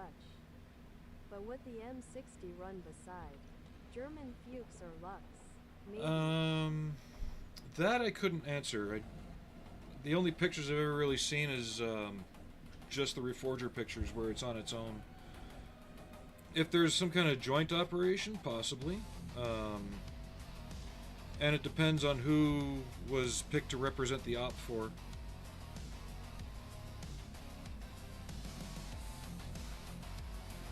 At SFC.M said, Martyrs too, yeah. We worked with those dudes from Hamelberg. I was going to say the Martyr would be more likely than the Fuchs, I would think. I know the Fox is relatively recent too. I know by now the Lynx has been retired. The Martyr's been upgraded to an A3.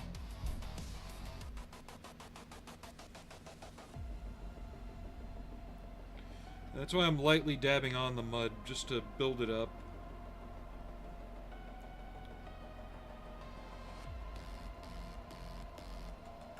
Because this stuff, if you go too heavy at first, you can't get it back off.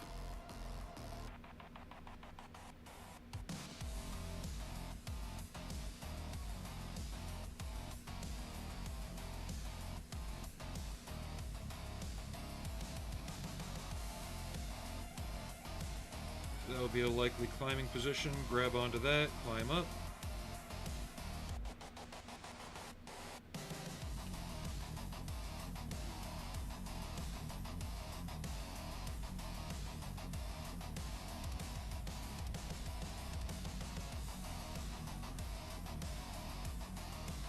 And I still keep forgetting to paint the Hoffman device cable.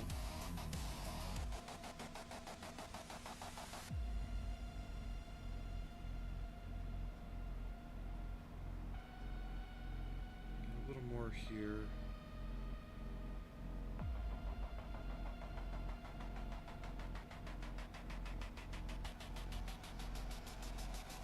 But this is what I'm talking about when you do weathering in layers. You can use one thing to kind of feed another. At SFC.M said death before dismount was the tanker crew. But I just love this kit.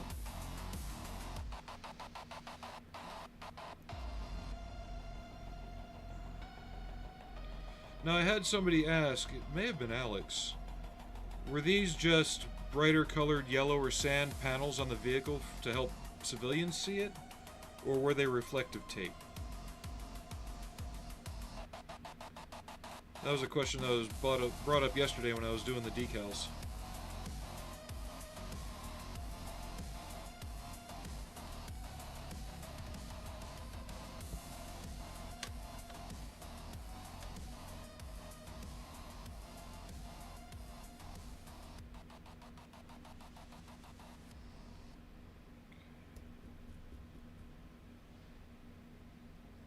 The model student 20 said, did they use those porcupine boot cleaners on those?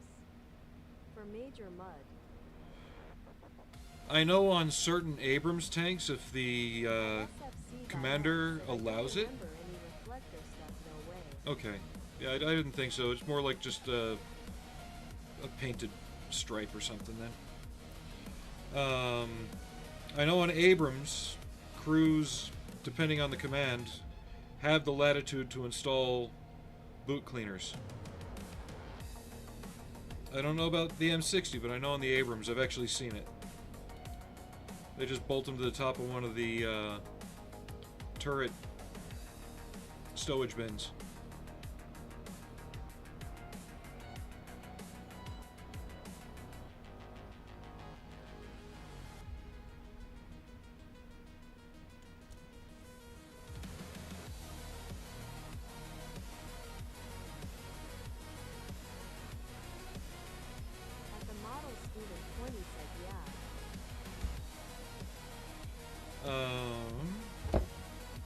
Yeah, I'm not doing the stowage yet.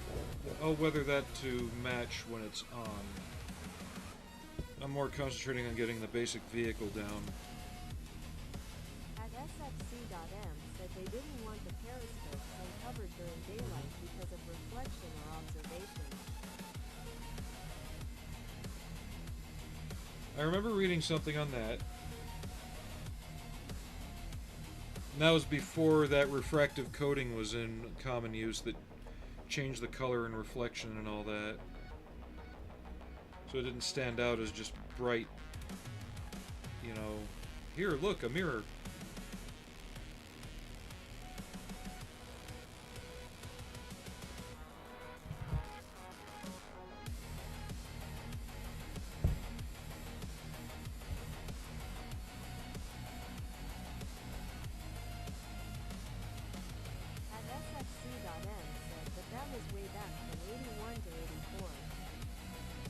This would be an 86, so it would probably be similar. No sights unless you're actually using them, kind of thing.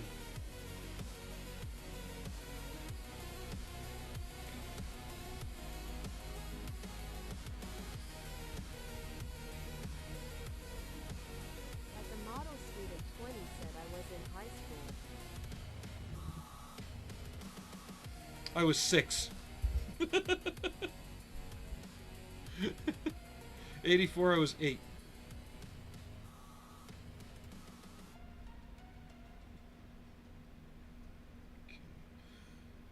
Like I said, I'm trying to not get too crazy with the mud, but I want to get that effect. Cold War still on. Yep, same. Oh yeah.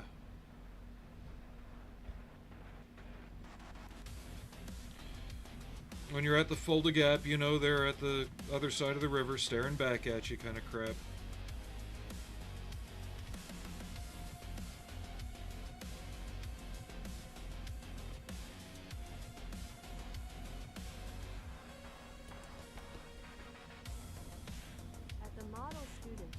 Said building school buses in 86 for Bluebird buses.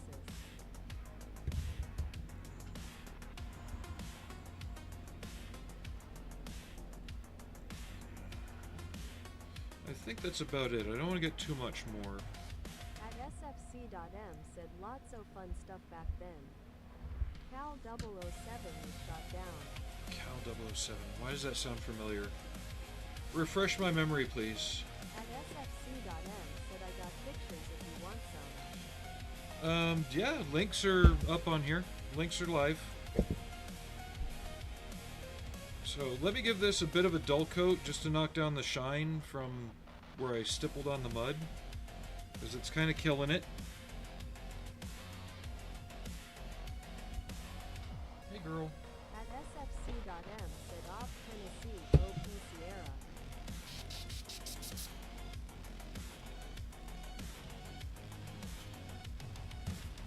I'm gonna be spraying, girl, so watch out.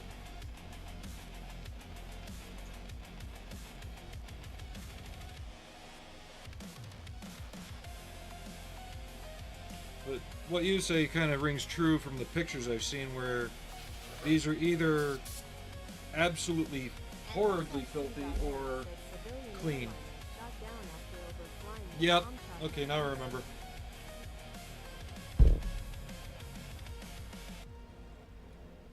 Yeah, my father was an old Vietnam man during the time, and I once asked him, you know, how close have you been to Russia? During a missile test by Russia.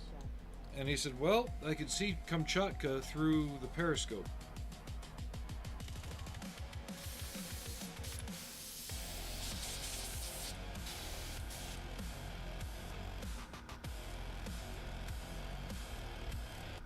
But this is a long time ago, you know? At sfc.m said we repainted 3 times a year. So did you stay in mostly the winter version of this camo, or did you go to the summer and spring and other versions? From what I've seen, it was mostly just touching this up. At sfc.m said draft dust painted vehicles one color. I've seen that. And it was that weird gray color, too. It wasn't like that nice brown European dust or the black stuff. It was that just that gray.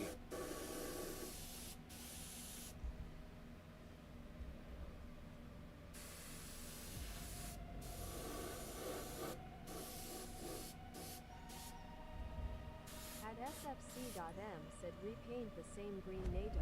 Okay.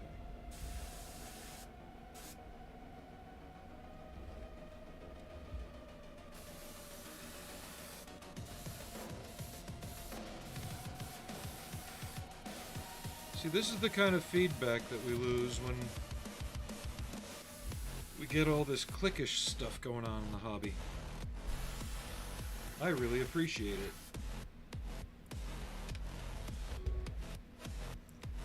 It allows me to make connections from the pictures that I'm seeing and the hows and whys.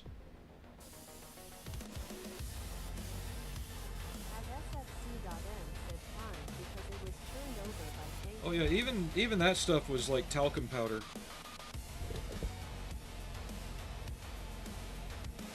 That's anywhere really.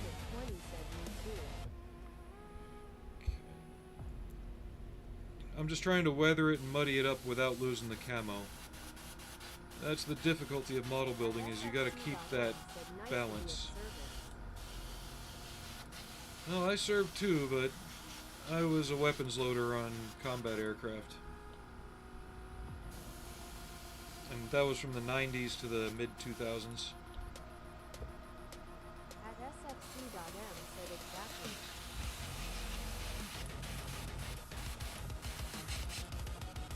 I think I found a balance with that though. If you were to hear it, I can't talk straight today. If you were here to see it in person, you would see the mud doing what it's supposed to do.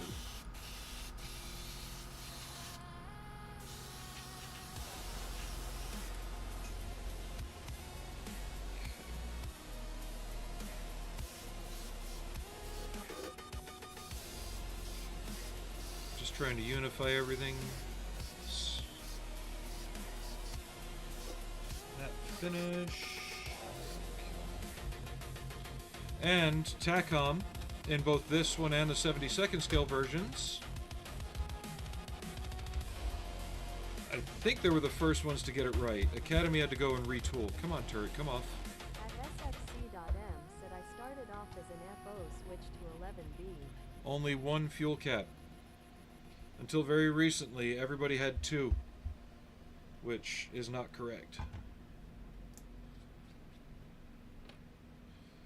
And if I had gone into the Army, I would have been an M1 tank crew member, but I decided to go the Air Force instead. Better food. But looking back, I think I would have had one hell of a time in tanks.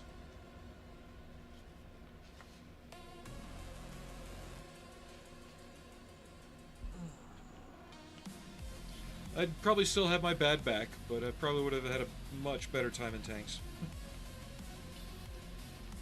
At the model student 20 said this shit is real, not toys or models of toys. Having an appreciation of the real thing improves my model build experience from a civilian perspective.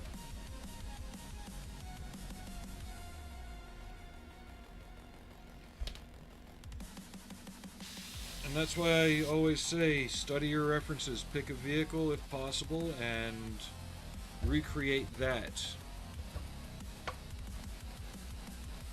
Come on.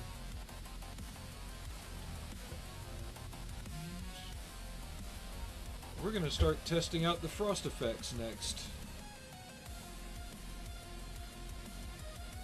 I know it'll build up on the thinner sheet metal, and as well as some of the more armored areas. M1 was coming in as I left. Our H20 of 211 was just repeating them.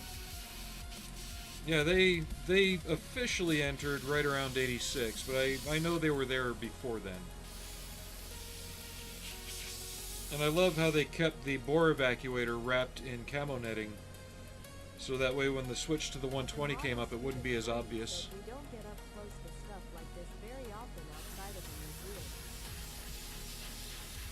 If I could get down to the proving grounds and the bomb range, there's like 7 of these sitting outside waiting to become targets, and 2 if not 3 Sergeant Yorks,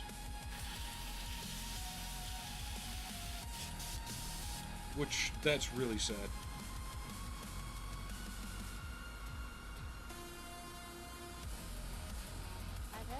scifi.m said yes.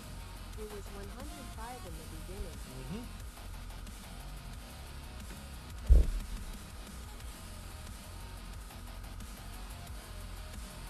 Now I have an M1A1 to do, but I'm really itching to do an M1, an IP M1. And do it in the same scheme. Even though over there, I think there's a few that were in the spring version, where it was the two greens with the sand and black.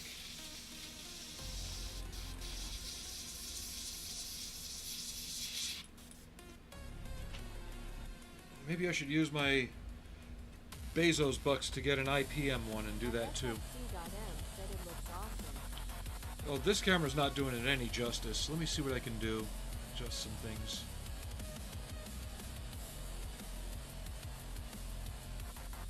It's a little overexposed.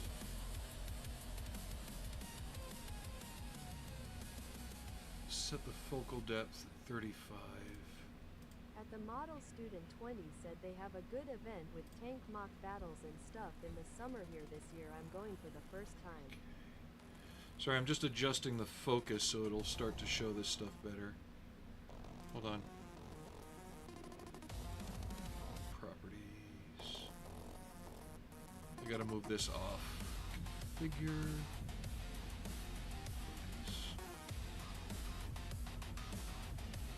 There. Now, as I said, I still have the stowage to do. But the mud and stuff, I like how I added it to the roof and of the turret and on the hull. Normally I don't do that.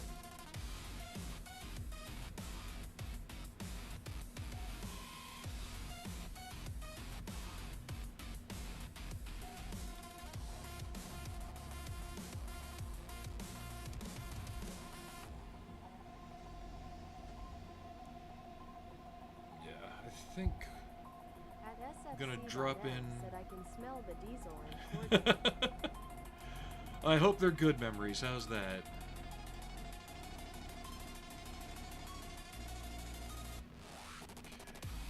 Autofocus back on. Okay. Two things more to do before I get to the frost effect. That is grime and oily crap. Because I'm assuming one of these was the fill cap for the hydraulic system for the plow blade. Model Student 20 said convincing mud and scale fair sure.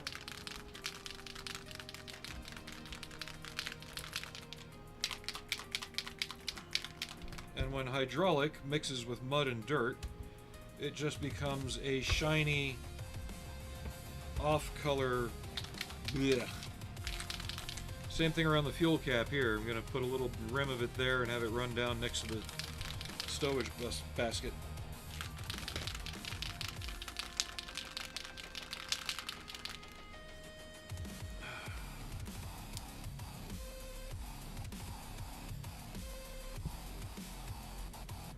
And probably have some leaking out of the connections back here.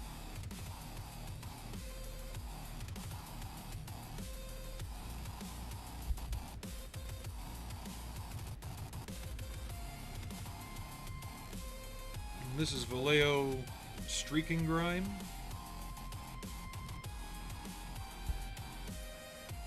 I've found the best use for it is for fuel stains and stuff, because it gets that right nasty. Said travel lock would be easy to help.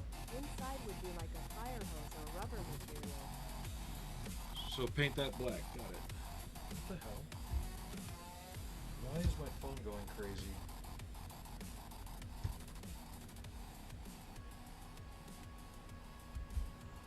Anyway, Solway was just messaging me.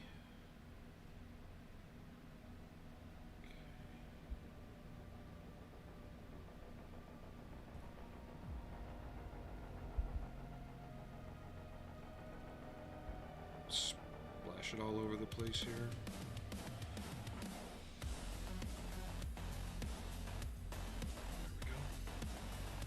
At sfc.m said just be inside the ring. Yeah, right there. Yeah, just a rubber material to keep it from chafing the barrel. That I'm aware of. I've seen pictures of enough of that.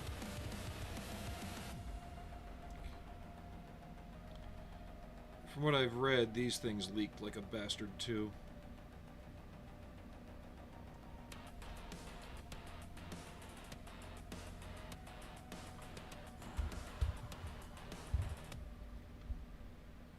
Soak the mud here with it.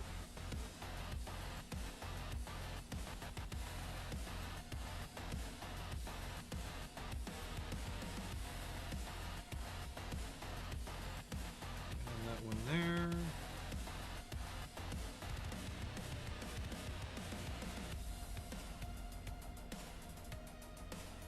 I don't know, guys. Pick the next model. I'm kind of out of ideas for what to get next. Because I still have the LAV C2 to build. I have the M1A1. We're talking mid-90s here, so not an AIM, not a SEP. Was there any place else that was a major leak or grease area that I'm missing that's not covered in oil or mud? I didn't notice too much on pictures.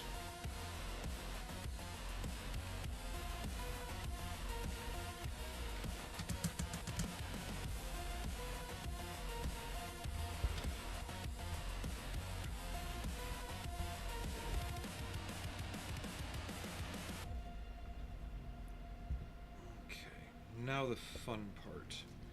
I really hope I can make this work. At sfc.m said I'll check y'all later, boss. Well, no worries, and thanks for stopping by. There'll be an update on this tonight as far as another short on my channel too, so you'll be able to see the end results of today's stream. But thank you for coming by, and thanks for your feedback. At sfc.m It all ends up in the hull. Yeah. I know of one guy I know on another forum. He was a driver. I think his name's Rob, something like that. Brake line got pinched and broke, and he wound up going into the side of a barn.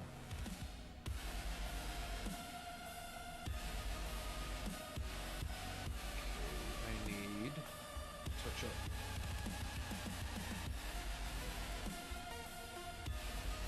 Because the brake lines run underneath the engine back here. At least that's what he was telling me.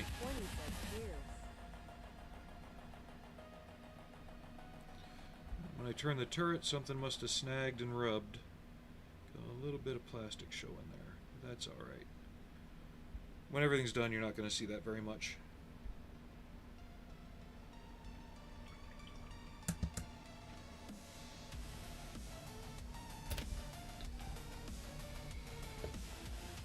Okay. Time to start applying the frost effects. It's going to be interesting to see how it interacts with the mud texture that's on the tank now. At sfc.m said poor guy. Happened a lot. 113 Okay. and 548 were lateral. Loose a pin and U-turn quick. Hell no.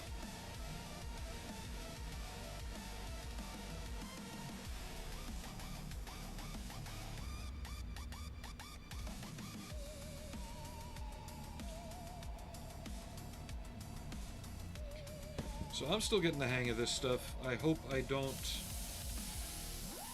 mess up the model with this.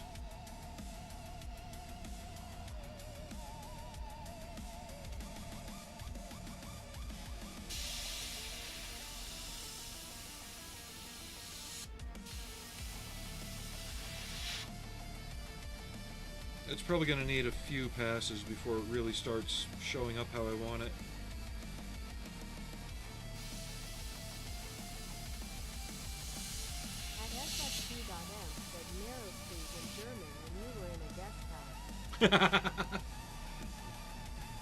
No, you were paying for a new guest house.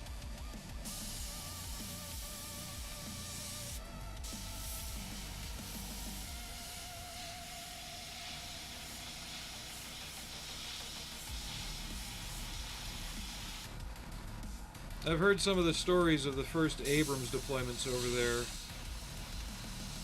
and how the Germans would get too close to the rear.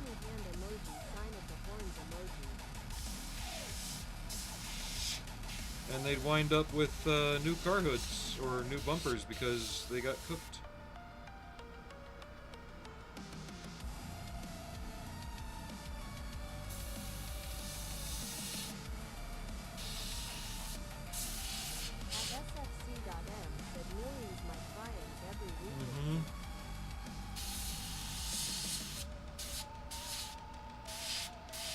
But you gotta train where you're gonna fight, don't you? And unfortunately, at that time, that's where you were gonna fight.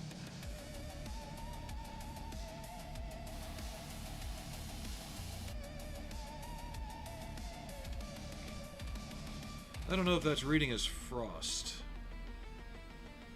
Come on. Focus. There we go. At sfc.m said I did 3.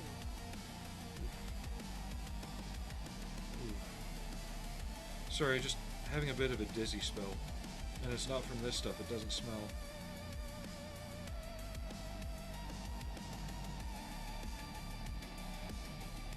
I need a second, sorry. I don't want to stand up either. Probably need to eat something.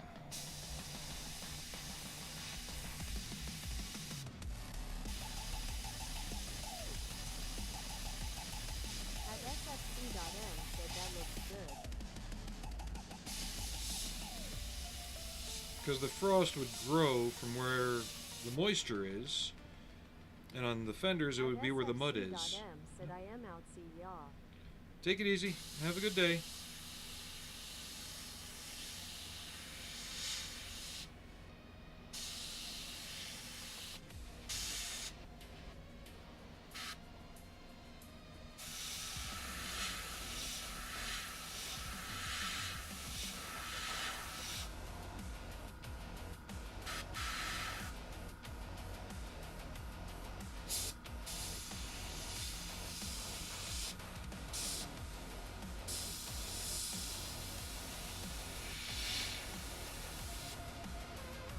It should sell better once it's on the base and you can see the snow too.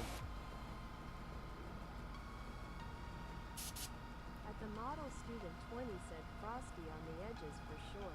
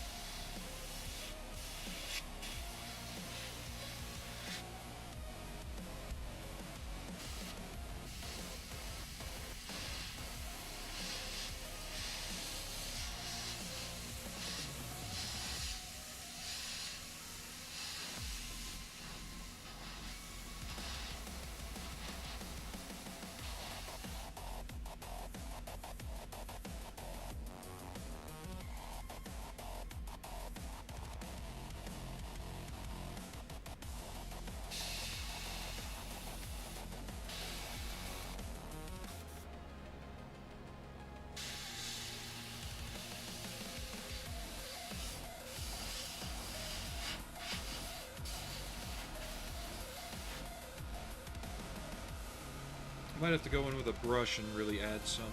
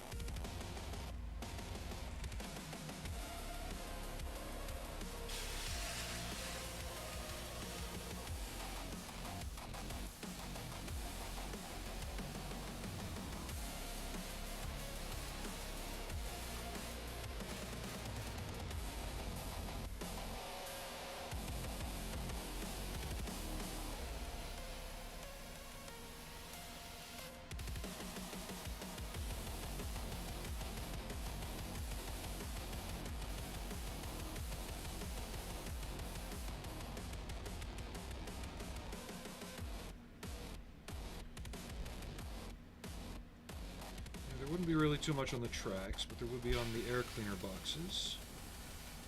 There's thin sheet metal.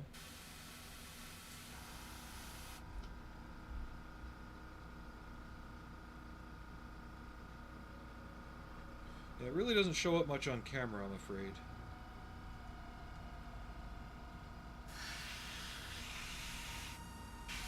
And depending on how much you put on, you either get that slight surface frost look, or you actually get a really thin radial looking ice effect, which the camera just does not pick up at all. Come on. See it? Barely.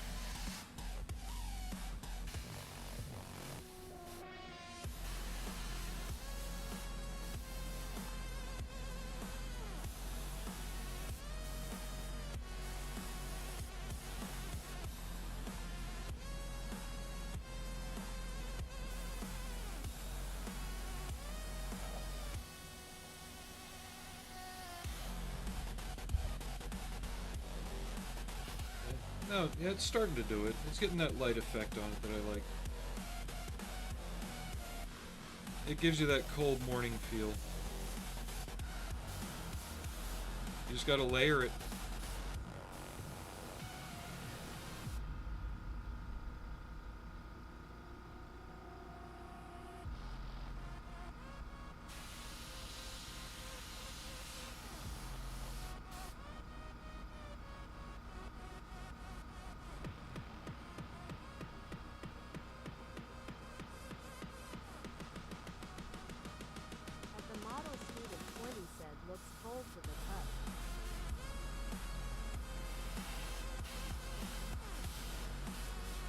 Just there haven't been enough snowstorms this year, even freezing days this year, for me to go out and get, you know, some pictures or some examples to go by.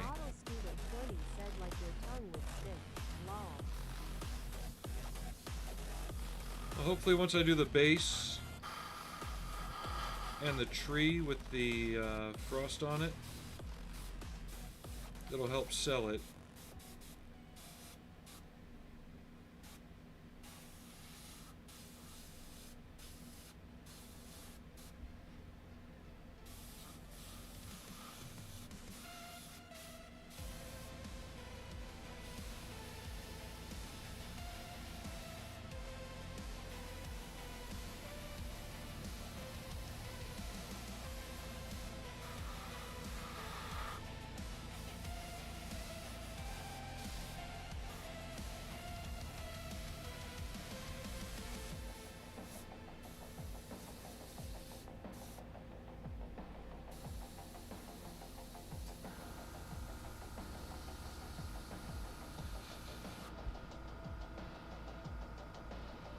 Because that's what it looked like in the picture. It's got kind of that, it almost looks like white dust look, but it's frost.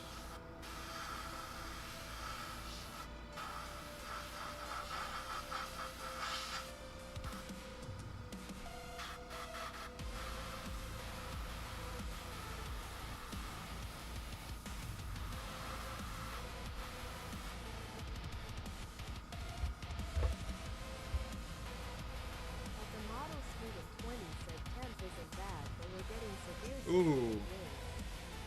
Power went out several times through the night. So far so good today.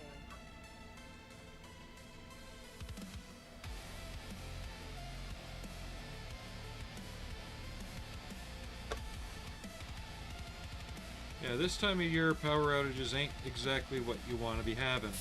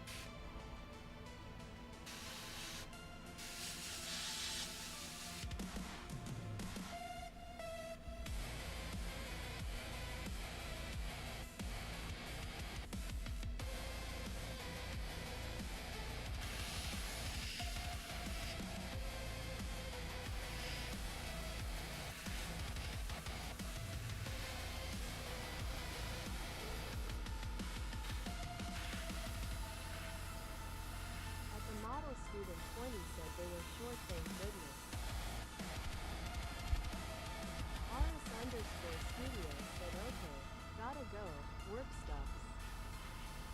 I know, you're at work. I'm not. Yeah, this stuff definitely you have to work with it slower. Because you look at the green stuff world or the AK options, and they just kind of ice, you know? That's not what I want. This is what I want. I want this little build-up. And I think I can even go back and remove it with water. If I don't like it. Like, I can tone it back down.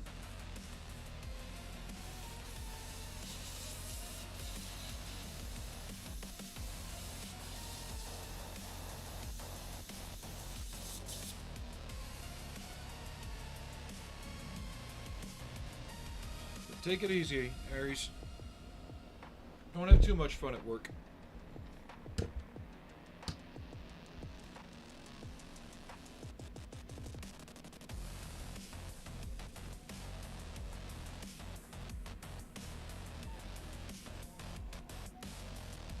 I'll probably do more once I get the base going on it, just so I can kind of match them together.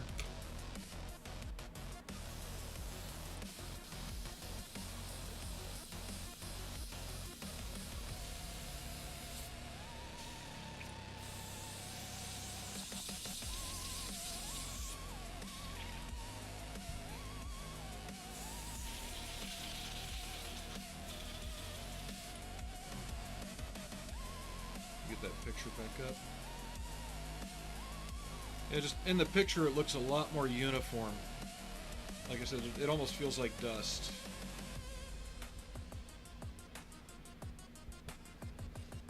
No icicles though.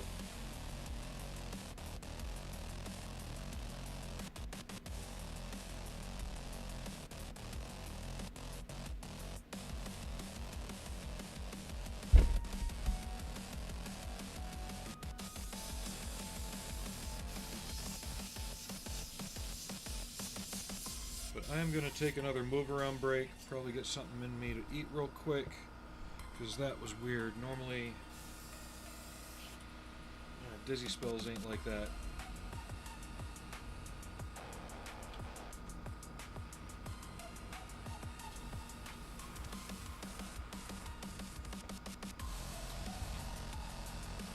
So I put it on pause and I'll be back in a minute.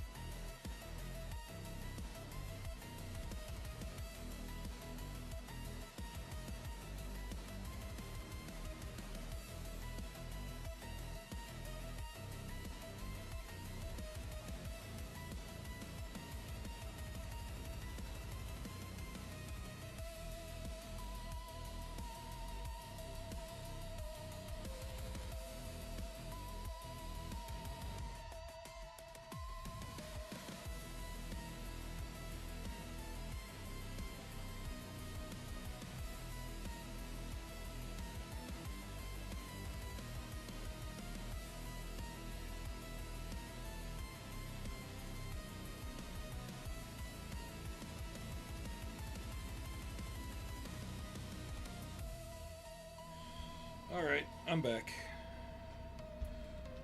We are going to... I don't know. Should I start plucking with a brush to see what happens?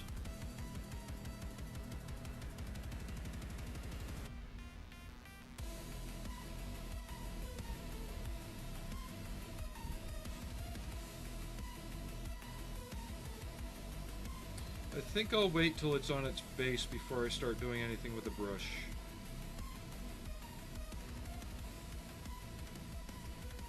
With the snow effects.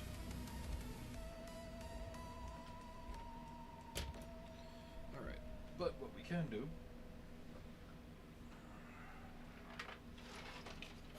We're not getting to the tree just yet. N3RDC3NTRAL asks, is this for a game, or just a model? It's just a model. I don't do a lot of wargaming stuff.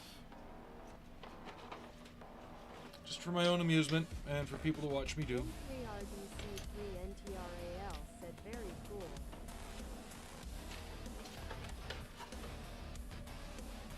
I need to get the Alice packs. Here's a spare tire. Clip.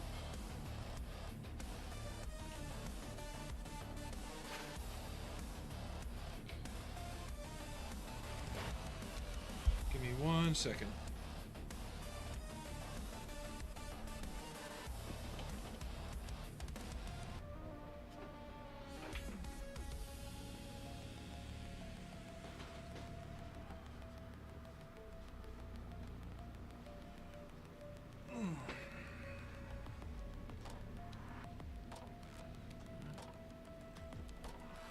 How was Nerd Central today?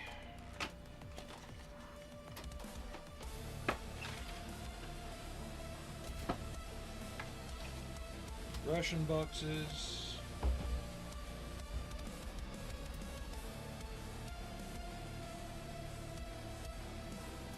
Alice pack. Alice pack.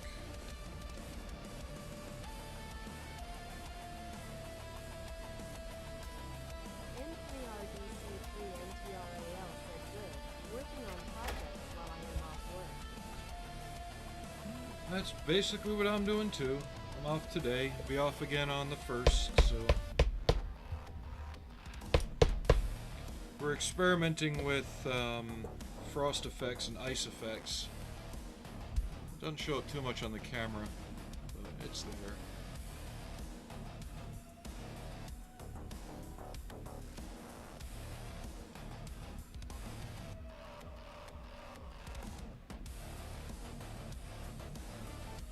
It's one of those things you have to see it in person with the light moving, because, like, along this... N3RDC3NTRAL said right now it's sleeving my Star Wars Legion cards while my 3D print goes. Nice. We'll get my new foam cutter set up in a bit. You can barely make it out, but you can see a frost fan going across that. Let's see if the camera picks it up at all close up. Come on. Oh, autofocus almost had it. Come on, stop it.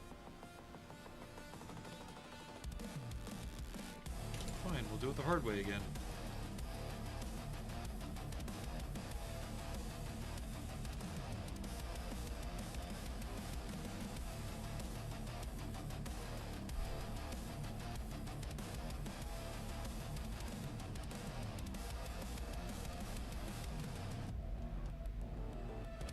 Yeah, you can see how it's got like a frosty fan effect across that box and some of the other areas. So, yeah, pictures don't do this stuff justice.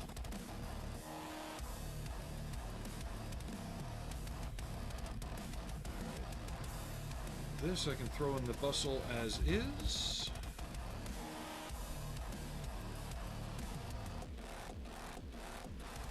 Paint the underside real quick.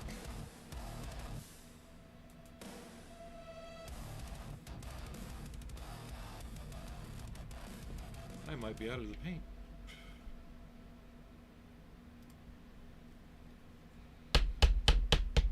Yeah, I haven't 3D printed anything in quite a bit. Concentrating on more just buying the subjects I want again. Not in figure mode right now. Once I go back into a figure mindset, I'll be printing more. Or if I need accessories.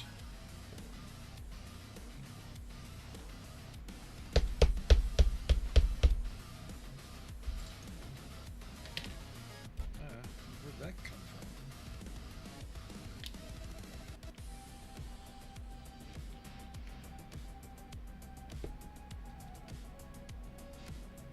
N3RDC3NTRAL said mine is just used for small terrain pieces.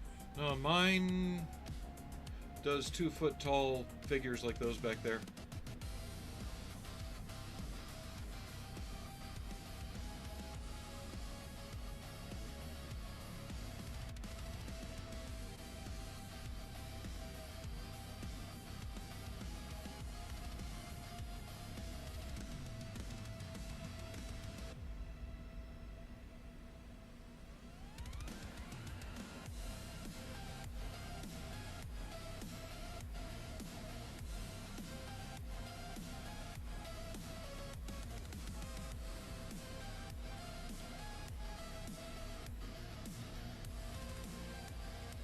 I think that's going to be turret side.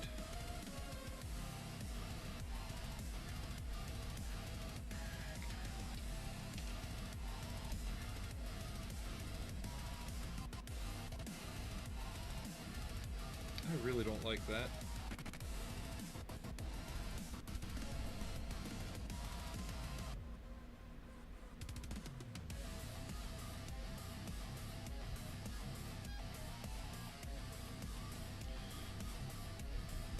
Or I might just do the moose from Chappie, because now that Model Student brought it up yesterday, I kind of want to do it. Darn you, Model Student. Why you always got to be doing that to me?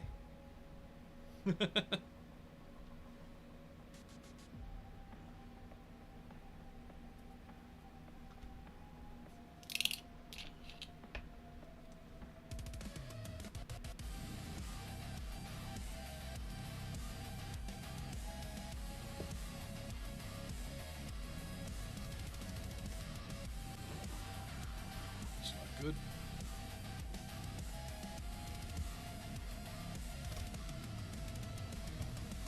There we go.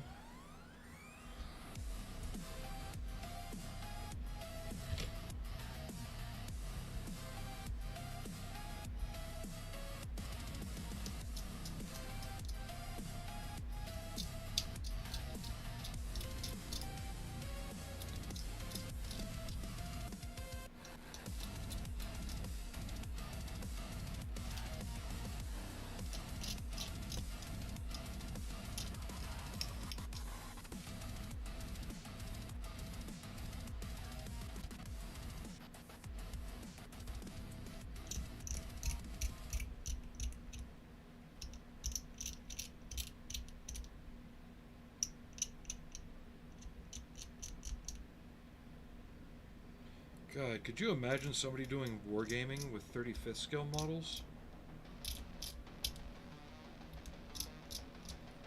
I know bolt action is done with like 56 or 48 scale. God, using these though, that would be crazy.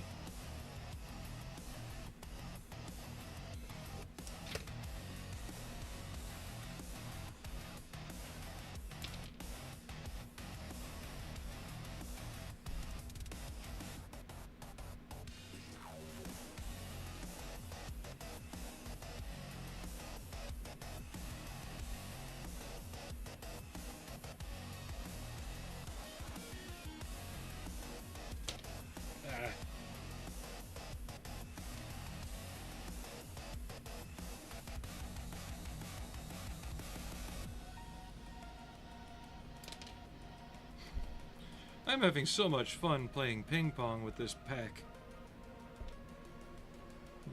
Actually, no, I'm not, but I'm just saying that.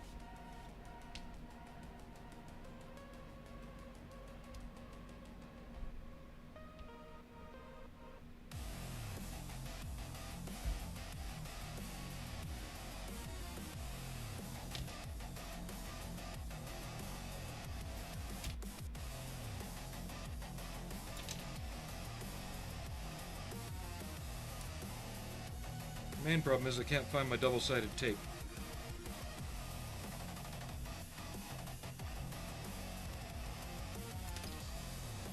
If I could find that, I wouldn't have a problem. And you just landed jelly side down, didn't you? Where did you land? Yep, it landed on the carpet.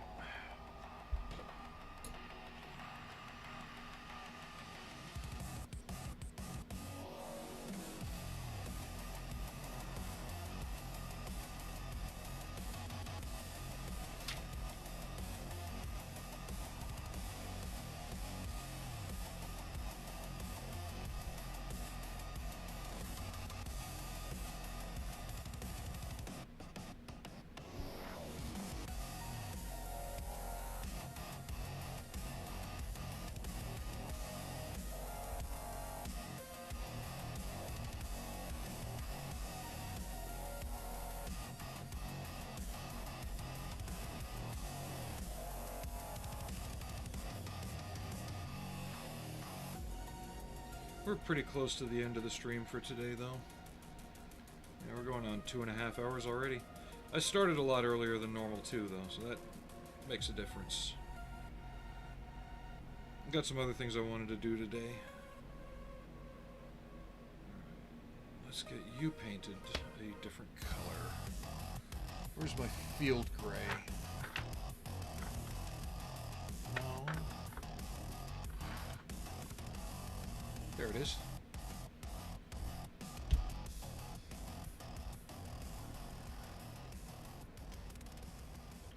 These will not fit in here easily, so they'll go on the outside, which means I'll have to fill the back. N3RDC3NTRAL said yay, 2 to 3 hours is where I am at before I start to get burnt out. Well, it's not so much burnout, it's just typically I only have 1 day off at a time. Rarely do I get 2 days off in a row like I did this week and last week. But it's also just a good chunk for viewability on either YouTube or Twitch for people who want to watch the VOD. As far as production on the model, I've gotten a lot done. It's a visible difference from how it was yesterday. And just overall, it's just a good number for it. Some days I'll go on to 4 hours, sometimes possibly 5. But for this, yeah, I found, 3 hours is good. It lets me have my life outside of it, too. Which is kind of what I'm aiming for, Clean up the hobby room, work on a different model, get laundry done, just other things besides this.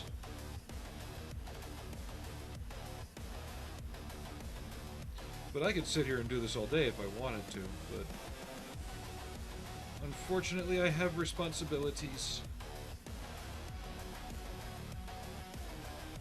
N3RDC3NTRAL said I have until mid-February then have maybe 1 day a week to do stuff.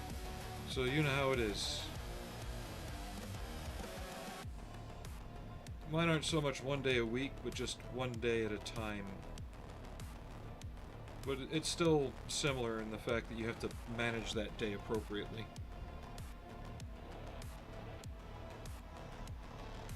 Okay. Real problem is I am out of the green I used for this.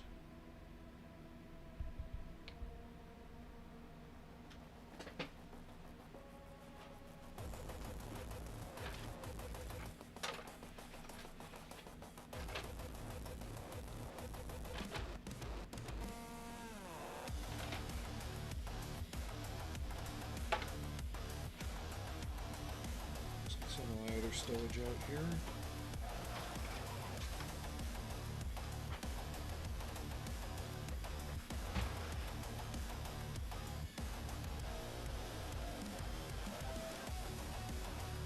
And would this one up here be too much? I think it would be. How about back here?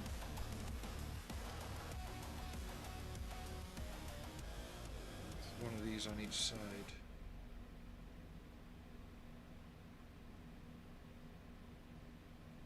That might work out better, because then I can put my C-Rat boxes in there, put the camo over the top.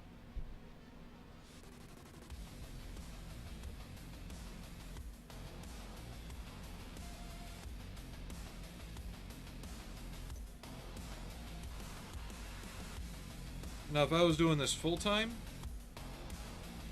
like I was back during COVID, then yeah, it would be 6 to 8 hours a day, 5 days a week.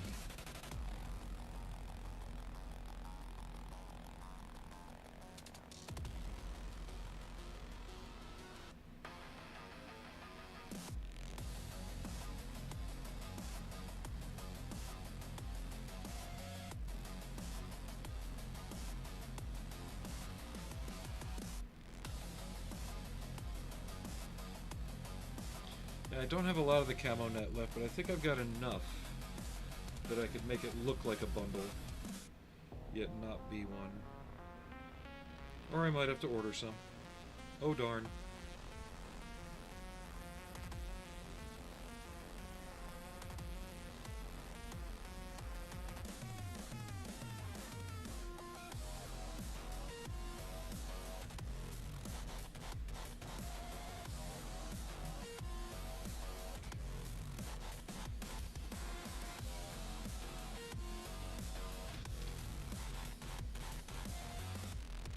I'm not going to use that one.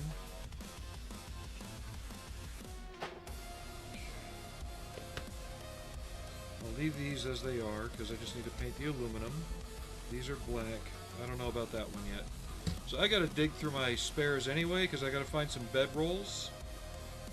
Yeah, I got to find a few more things before we finish off the tank itself. And once the tank's done, the base should be quick, but pretty simple.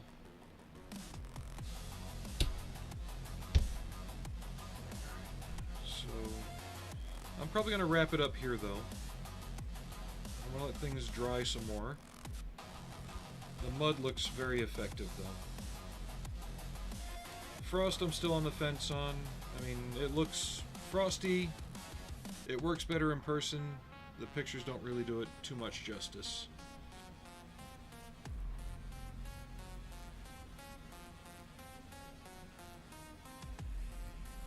I'll tinker with it. I'll probably get another model finished up similarly and kind of use that as a mess up.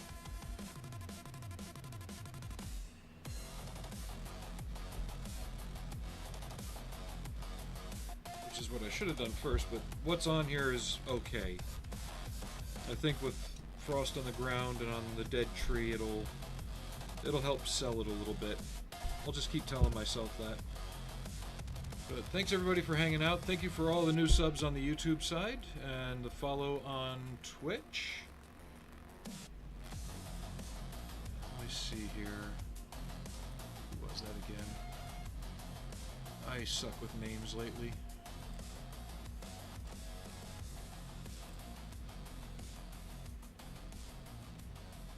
Yep, that was from Dobby's Diorama. Oh, and Nerd Central just followed too. Thank you for that.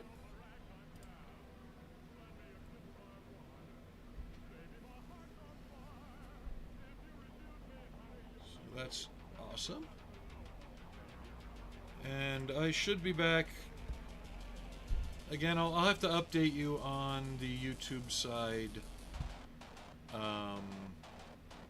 If I'm going to do... Well, I can't even think straight right now. I'll know more Wednesday if I'm going to do a New Year's night stream, or I'll do one New Year's Day during the day.